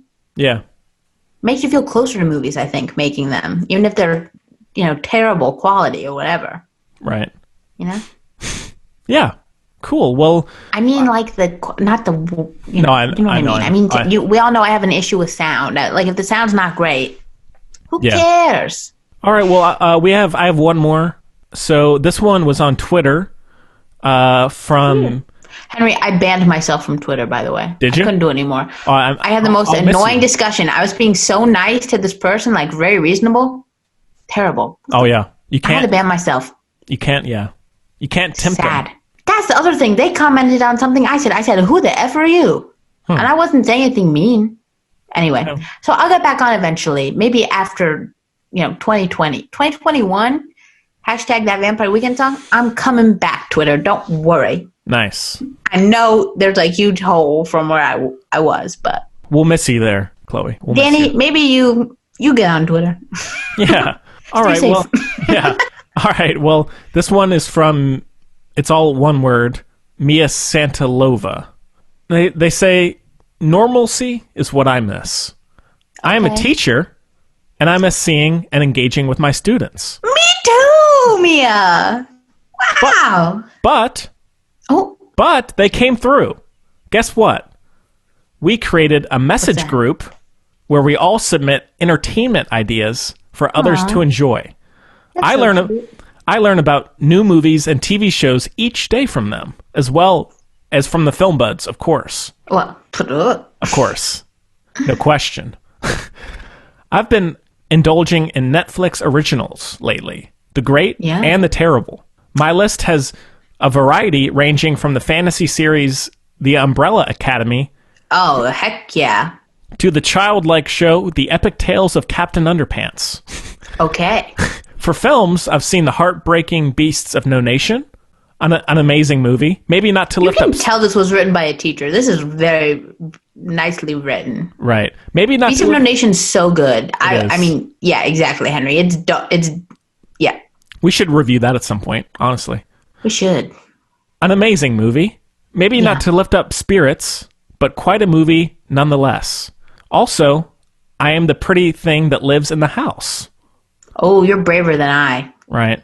Next, the Film Bud's favorite Unicorn Store. Yeah! And lastly, The Ridiculous Six. Okay, that would have been a pair with the Hateful Eight, huh? Got some Yeah. got the Sandman in here. Yeah. Okay. Adam Sandler is a guilty pleasure, and since days are long, I figured I might as well watch it. What a waste. Nothing's a waste to me, as you know. Yeah. It puts everything into perspective. Captain Underpants just got better when you watched Yeah. the... Was it Stupid Six? What is it? Ridiculous Six. Oh. They don't Give it- even know what alliteration is. Give that movie about 3 times. You'll start to like it. That's called Stockholm Syndrome. Anyway, Yeah. that's great. Well, thanks for the email or message. Thanks for everything you do. That's my guess. Yeah. This is weird. This is out of the blue, but not really. It might be word association. But can people access Beasts of the Southern Wild? That's my next pick for Mia, if she can get a hold of it. I feel like I've seen it on Amazon or Hulu. I could be wrong, or maybe it was on there at some point, but I can't. I don't want to tell tales out of school, Chloe. Okay, yeah, I like that. That's a good tie-in. Thank you. Also, Mia, I don't know. Have you seen The Kindergarten Teacher? Because I want to know Not how yet. it makes you feel. I Not said yet. Mia. I said Yeah. Mia. I want Mia to let me know if she's seen. Oh, sorry about that. It's okay. The Kindergarten Teacher, because I want to know how it makes her feel. Because it makes my tummy hurt. Yeah, Well, who knows? Maybe she will. because I kind of get it. You know? Yeah. Mia, have you watched Miss Stevens?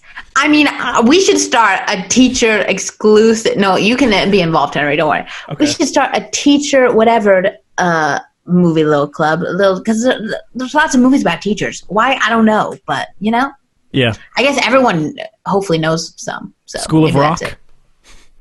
Sure. Sometimes I worry that's too much of my vibe. Yeah. Do you see that Jack Black dance that he did? He released.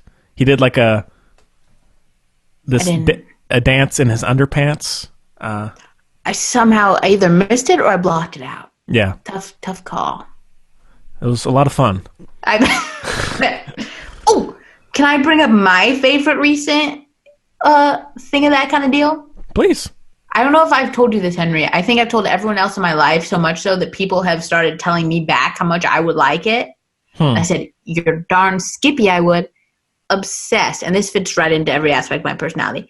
The Colbert Daniel Radcliffe interview, Is as this of late, Oh, I haven't very seen it. recent, I haven't during seen the it. pandemic. Okay. It's great. I haven't seen it. I'll check it out. It's great. I mean, mostly the beginning. It's just like joyful and like a kind of very relatable. It's great. Okay. I'll check it out. Good to know. Yeah, I didn't know he was interviewed, so.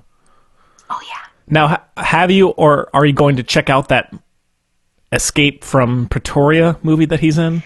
If he's in it, I'm sure as heck gonna watch it. Yeah, I'm curious. Especially, and again, I think I've said this before. If he's in it, like I said, I'm gonna watch it. It's like Jake Gyllenhaal, but it's more Jake Gyllenhaal. I like trust his taste. Well, Daniel Radcliffe, it'll be worth the ride, no matter what kind of ride it is. Just absolutely worth it.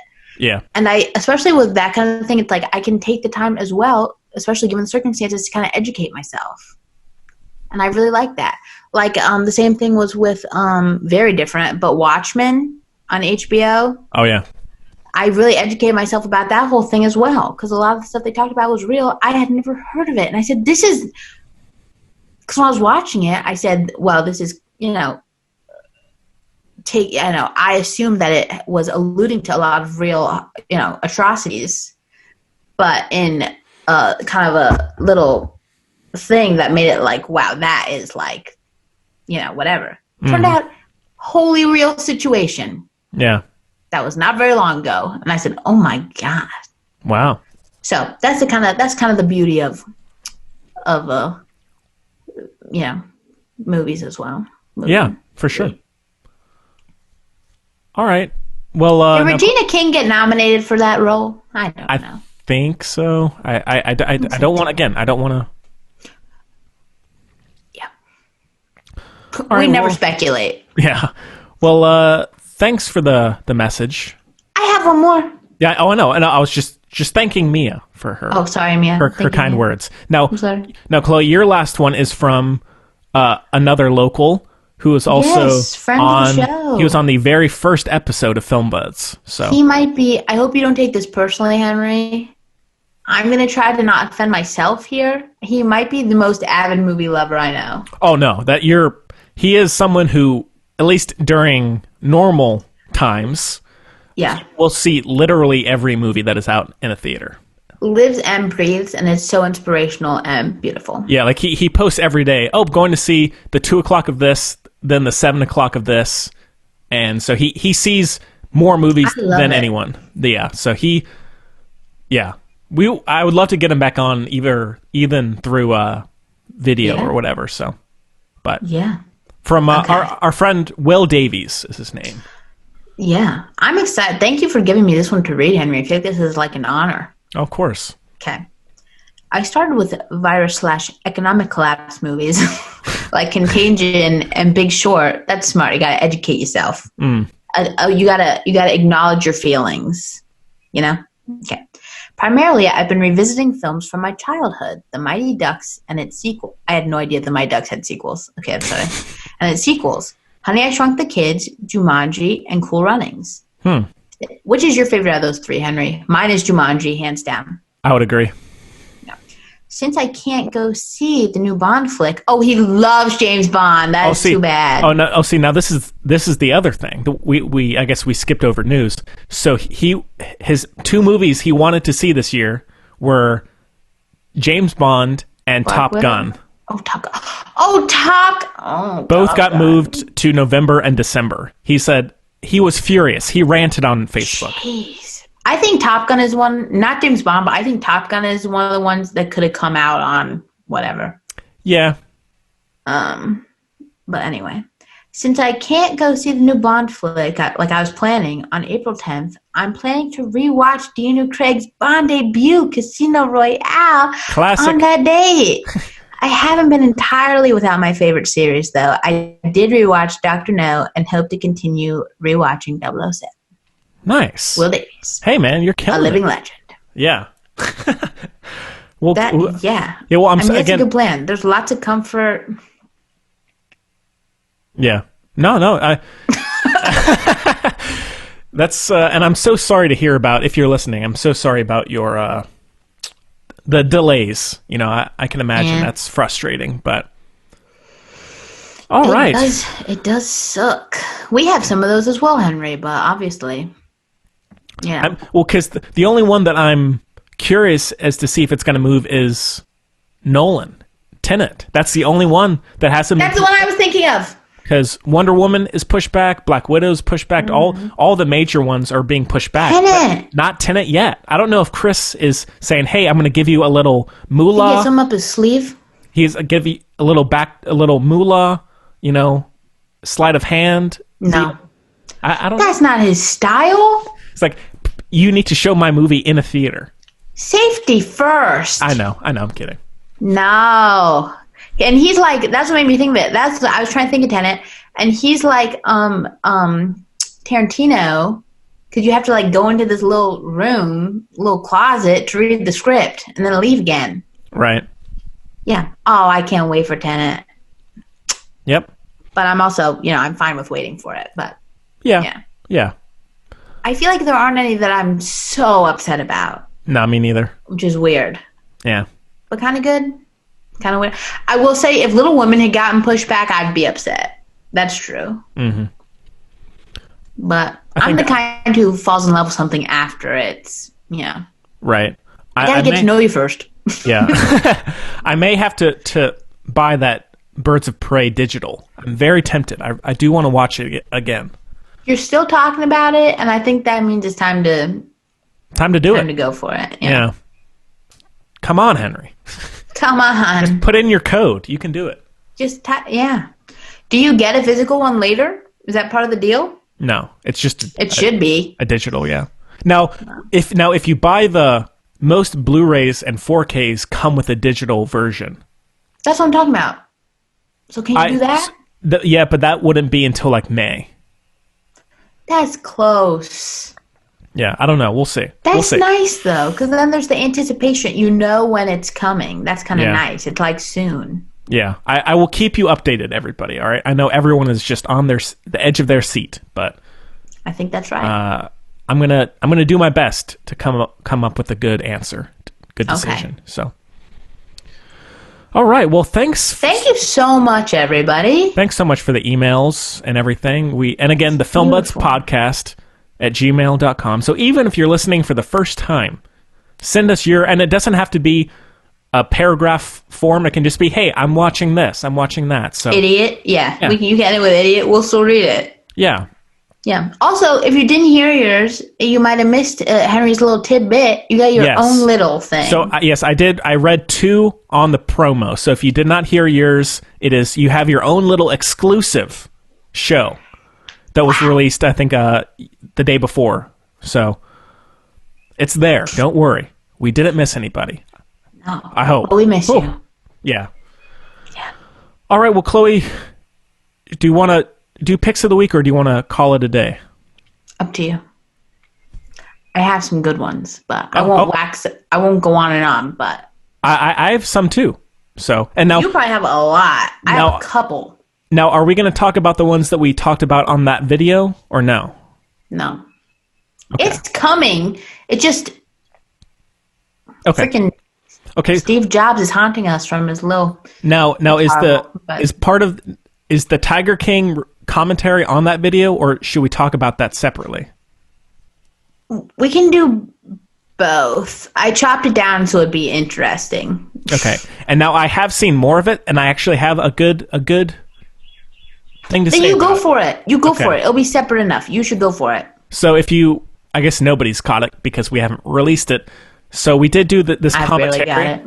and of Tiger King, which is the new crazy Netflix doc series about the exotic animal owners, or Exotic people. yeah, Self-described. yeah. When we watched it, I thought it was good. It was solid, and I was curious to watch more. Did you hear you? I couldn't hear you at all. No? Okay. Okay, so I'll Take 2. So when we reviewed it, I thought it was good overall, and I was curious about continuing it, but I said I don't know if I could do 7 episodes of it. And so I knew you would. Have you already? oh, you gotta wait for this. You did 14. You watched them all twice. No, so I guess the night we did that recording, I watched 3 more, and then guess what, Chloe? After that, I said, I'm out. I'm done. I don't want to watch 3 more episodes. You quit Twitter? Oh yeah. Dang! Good night. so- I can't believe that. Yeah. Now, not to say that I won't ever go back to it. I don't know. Good luck. It was just too crazy for you? What's the deal? It started to feel. Now it was well Yucky. made, and I can see that it was entertaining in a vacuum, but after a while, I just started to get really tired of it. It just felt Did it feel so sensational for grimy? grimy, but not in a real enjoyable way. No. Just trying too hard to be crazy and to make an impression. I said, I'm done. I've watched 4 hours of this. I'm out. Wow. I'm out. I can't believe it. Henry, I'm sorry that I it's thought fine. other of you. I'm sure other people did too, but Wow. That there you takes go. me aback. There you go. Wow. Oh. So now, how would you rate it then? Because this is interesting. I mean, overall, I wouldn't say it's a bad show because I did watch 4 episodes of it. And there are interesting things about it. I don't know. Like, it's just there. I wouldn't say it's terrible either because I know a lot of people are really liking it for a variety of reasons, but I wouldn't say it's amazing either. Sure. So I don't know. I'm going to have to... It's not revolutionary by any means in the way it's done either, which is something that we look at because we're sophisticated. Yes, exactly. So the way the story is told is not particularly exciting. Right. So, it's maybe worth watching an episode of just to see what you think, but I myself got tired of it. So, there you go. Dang, that's why. Now imagine me diving in and loving it, eating it up. That'd be crazy. Wouldn't that be a twist? Yeah. Shoot. Wow. Chloe, what about you? What have you been watching? I forgot the format of the show. I have other stuff, but... Well, I have way less stuff, I think. So, I don't remember, Henry. Last we spoke, finished Avenue 5. Right. Which is a very good show on HBO. So, I recommend that to anybody who can get it. Sorry for HBO. I know that's obnoxious. And then, now, the best. Now, Henry, I know that I'm me, and everyone always says, oh, yeah, Chloe, she's in love again, for everything, and whatever. Happens to all of us. I know that I'm like that, okay, which makes, I'm like the boy who cried wolf, but in like the positive spin of that, you know? I'm the boy who sang, this is the best piece of cake I've ever eaten, you know? I get that. Sure. But, because I said Avenue 5 is so good.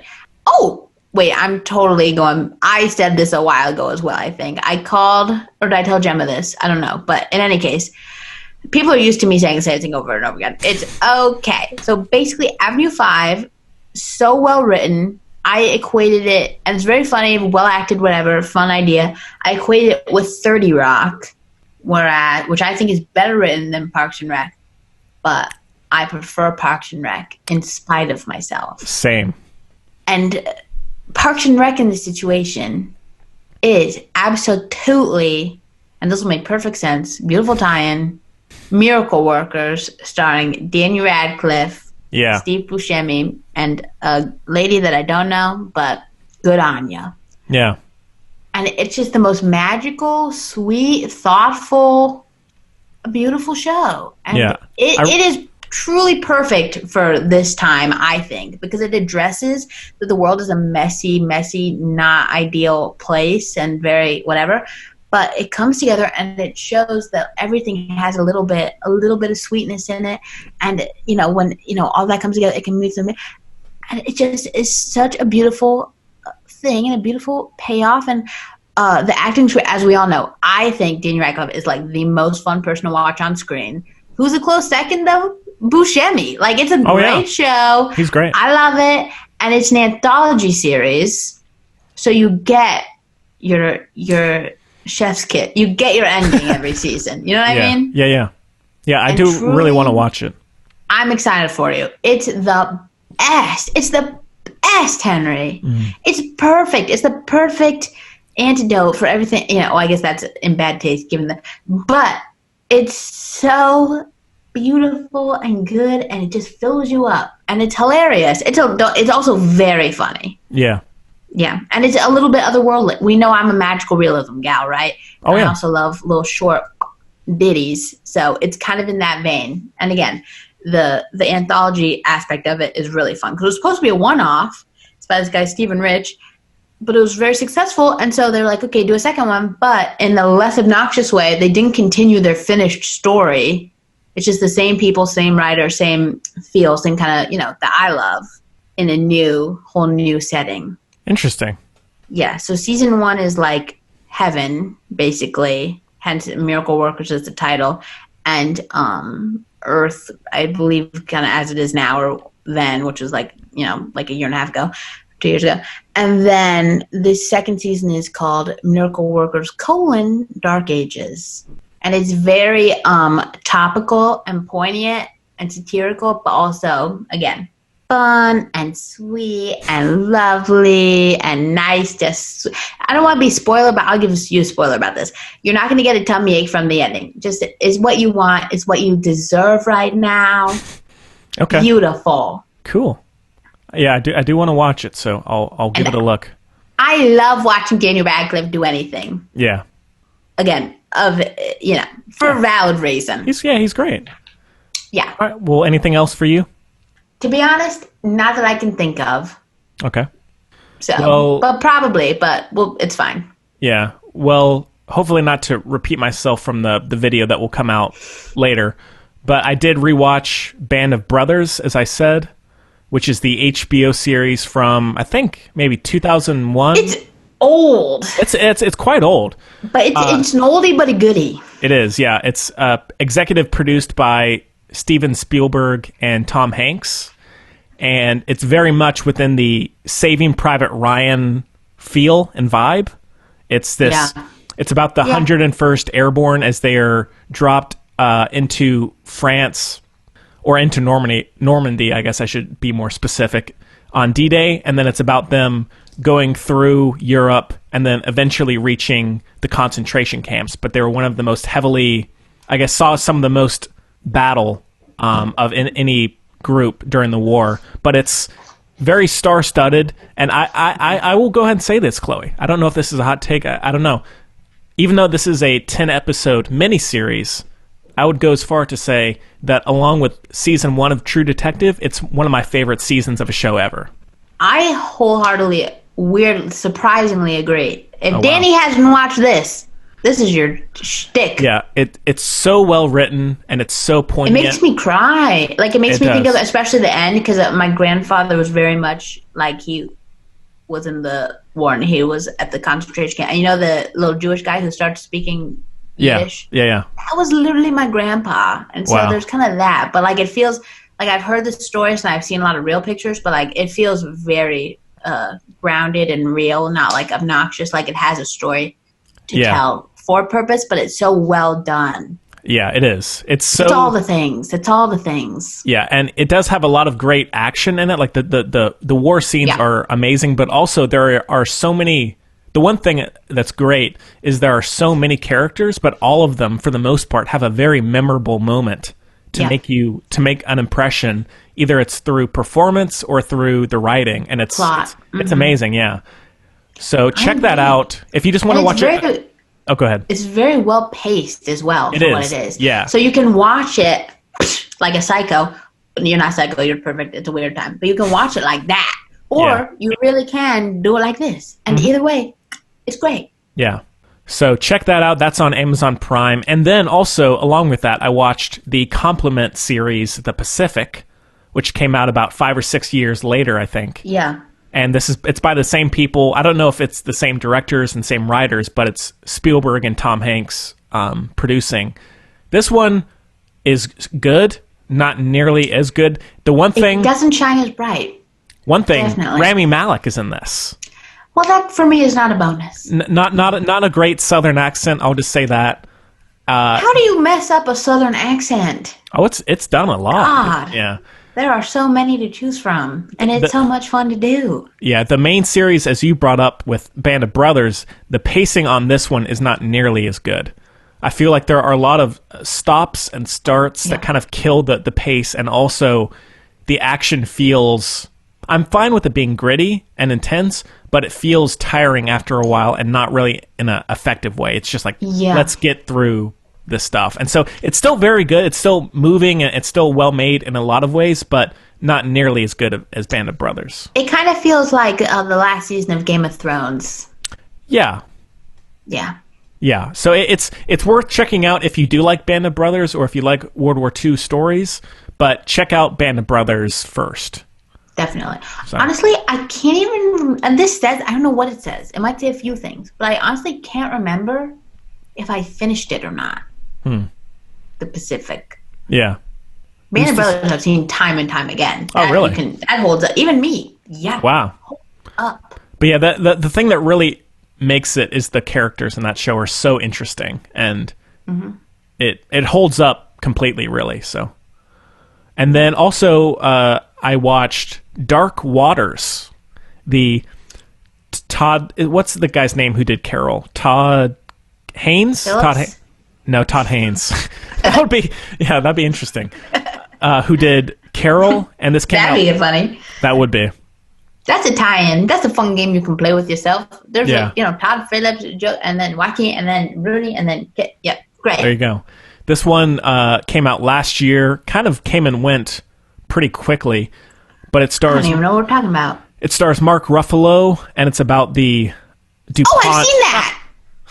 Really? Sorry, I've seen that. I've seen that. Oh, really? Yes, I care about things. When did you watch it? Oh, not too long. Not too long ago. Oh, okay, cool. They had something at the museum. Oh, cool. Well, this is about the DuPont chemical disaster, about where their main factory was, and it was they found out they were disposing of all of these very harmful chemicals into the water system and into the soil, and it was making so many people sick, and not just at a certain moment, it was decades of time. Plot twist, still is. Yeah, and Mark Ruffalo is a attorney who takes the case of one of the farmers of the town whose cows are dying, and he comes to learn about just how much DuPont is, all the harm they're doing, and it's very much a legal thriller in that way. Yeah. Overall, I thought it was good. My issue with Todd Haynes is I feel like his films feel like 30 minutes longer than they actually are. I feel I like Carol, but both this movie and that movie feel like 2.5 hours. Where it's absolutely a red flag. Yeah. So the pacing That's not something hurts. You want to hear. Yeah, the pacing hurts it, but it's still well told in a lot of ways. Mark Ruffalo's good. Not amazing. I can kind of see how it came and went. It didn't blow me away. It's no 13 going on 30. No. I would show it in my, my hypothetical Dead Poet Society style history class that I teach in my brain. I'd pop it in for sure. Yeah. It's worth a look if you enjoy timely stories and just legal thrillers, things like that. Which, again, is basically why I saw it. Like I said, they had a little thing at the museum. Fortunately, we live quite close to the North Carolina Museum of Art. And I know I just said art, but guess what? Movies are art. I was wondering myself for a second how a science movie tied in. I said, whoa, duh. Whoa. So, and they had a little panel. I mean, it's great. It's one of those movies that demonstrates, we were talking about, how it can be kind of like it can open your world, an educational, Yeah. It's like, but there's Mark Ruffalo, so I can deal with it, Yeah. And lastly, I watched Onward, the new Pixar film that was just released on Disney Plus yesterday. In honor of your birthday, Chloe, I'm sure. Thank you. Well, I love the Disney Corporation with all my heart and soul. Yes. And if I'm not mistaken, you like digital animation, Chloe, I think. I could be wrong. I gotta tell you, mate, the only thing I like more than digital animation is the Disney Corporation. Yeah. Well, two faves. This one is a bit of magical realism, more fantasy though. I don't need salt in the wound with that. Don't put my favorite thing in with my least favorite things. Dealing with unicorns and not orcs, but like I don't know, elves. This is the one that's bright. Yes. Yeah, this is the one that's bright for light. Bright for kids. This is if Pixar made the movie Bright with Will Smith. That's hilarious. That's hilarious. On Netflix. Now there are plenty of Pixar films that I love and that I hold very dear. This, however, I would say is probably I learned that. I love it. I love it. Yeah. Go watch our YouTube bonanza. Yeah, watch our video podcast if you have not yet. Good plug. Because that's where I learned that Henry's favorite animated movie is Monsters Inc. Even though I should have known that a while ago. Oh, it's a classic. Anyhow, this one I would go as far to say is one of maybe their second worst movie. It's not a horror. What's worst? Cars 2 is worse. Oh, I've never seen a Cars, but I don't like it. Yeah. Okay. This one, it's not horribly made. It's just so boring. It's boring. We got magic and we're bored. Yeah. Now, in terms of animation, the backgrounds and scenery are amazing. The detail, the color palette, all that is great. I hated the character designs. They're just very childish. Oh, they're not nice. I've seen those. Yeah. I don't like them. And the one thing... Lazy. No offense. No. And the one thing with Artists. Pixar also that I think they're really losing is humor. Their movies used to be so funny and are still very funny with a lot of them. This one is so flat. So it was a disappointment for sure. It's a fine family film if you need something to watch, but oof, you're in for something. I'm not watching it. Yeah. After that review. Yeah. But Henry, have you heard the oh no. It's going to be out on Netflix eventually. I learned this when I was inspecting and discovering that the movie we were supposed to do is not on there on Netflix yet. I know what you're talking about, I think, yes. What? First of all, I never heard the story. They said that it was like a famous kids, like a really acclaimed, I don't know if it's a British thing. Maybe it's a British thing. The ones where the kids are basically trying to kill their parents. I think so. I think I've seen, is there a trailer for it? Yes, Ricky Gervais is the narrator. Yes, I think I've seen that. Yeah, the trailer. It's going to be on Netflix. We should review that with Coraline. Sure. No, we did Coraline. Yeah, I think the first year, actually, yeah. Part 2. But no, that does look interesting. It looks crazy weird. It's a kid's movie, but I mean, again, I don't know that story, so I'll do some investigating perhaps, but I have been getting back into... This is actually funny. Again, probably because inspired by our video, whatever. I have started watching Hey Arnold before bedtime. Nice. Every episode is a slam dunk. Yeah. Every episode, I recall immediately saying, "Oh my god, I remember that one." Wow. Mm-hmm. That show's really for me, just because it's like very melancholy, and Gemma called it, grimy. But she said, I can't watch that show. It's too dirty. I said, that's why I love it. Yeah. I love it. I also, to me, I don't like those nauseating, like, Nickelodeon colors. You know what I mean? Yeah. Give me a little bit of dirt any day. Mm-hmm. If you're a diehard Pixar fan, you might have to watch it, but if otherwise, I would steer clear. Like this. I would not go onward, dare I say. I would go backward. Or go backwards. Stay stationary. He's going back to Monsters, Inc. Yeah. So, there you go. Dang. Well, that's too bad. That's about it for me, Chloe. That's beautiful, Henry. I can't remember a thing else, but we're probably good for now. Yeah, I'd say so. Yeah. All right. Well, what a show. It's so nice to be back, Chloe. So nice to be back, even if we're doing it remotely, I know. And we can really get back to it now. I feel a little more comfy. Yeah. Also, like I said, weirdly, given the circumstance and my fortune in the circumstance, I've weirdly been busy, even though I've had nothing to do. So I feel less busy, Yeah, I'm back to school and doing my internship, but that's mostly only. Well, you're nice and busy. It's only during the mornings and early afternoons of the week. So otherwise I'm good. So. Okay. Yeah, and again, already forgotten. And again, we're tweaking with the audio, so just bear with us if it's not totally even. We're just going to get. I tried really hard. No, yeah. Sorry. And I think overall it sounds good, but we are. We'll just be doing some more trial and error just to see if we can get it better. But I think it sounds fine for us being remote. I'll sleep with your little notes that I already ripped. I'm sorry. Under my pillow. Hopefully that'll help. Yeah. Now, next week on the show, I don't know. Hey, it's hard to say. We'll figure it on out. Yeah, there are plenty of choices, so and if you have any ideas, let us know. We'd love to hear from you. Please let us know. Truly. Yeah. And check out the Film Buds video podcast on YouTube. It's a lot of fun if you need a laugh. I know a lot of people have been loving it, so that's nice to hear. That's good. Yeah. A lot of people say that's good. It's so nice to see your faces. Wow. There you go. Wow. There you go. That's the nice thing anyone's ever said to me. Right? Yeah. All right. Well, Chloe, it's so nice to see you, and I'm glad you had a nice... Henry. Thank you for my presents, and I miss you. Oh, I miss you too, and I'm so glad you had a nice birthday. I'm glad you enjoy your gifts. Yeah. We and we hope we hope everybody's staying safe. Yeah. Be smart, help each other out when you can, but but stay, if you can, social distancing. You is kind, you is smart, and you is important. Is that right? Did I do it right? You is smart, you is kind, you is important. Yeah. No. And don't forget it. No. Yeah. All right.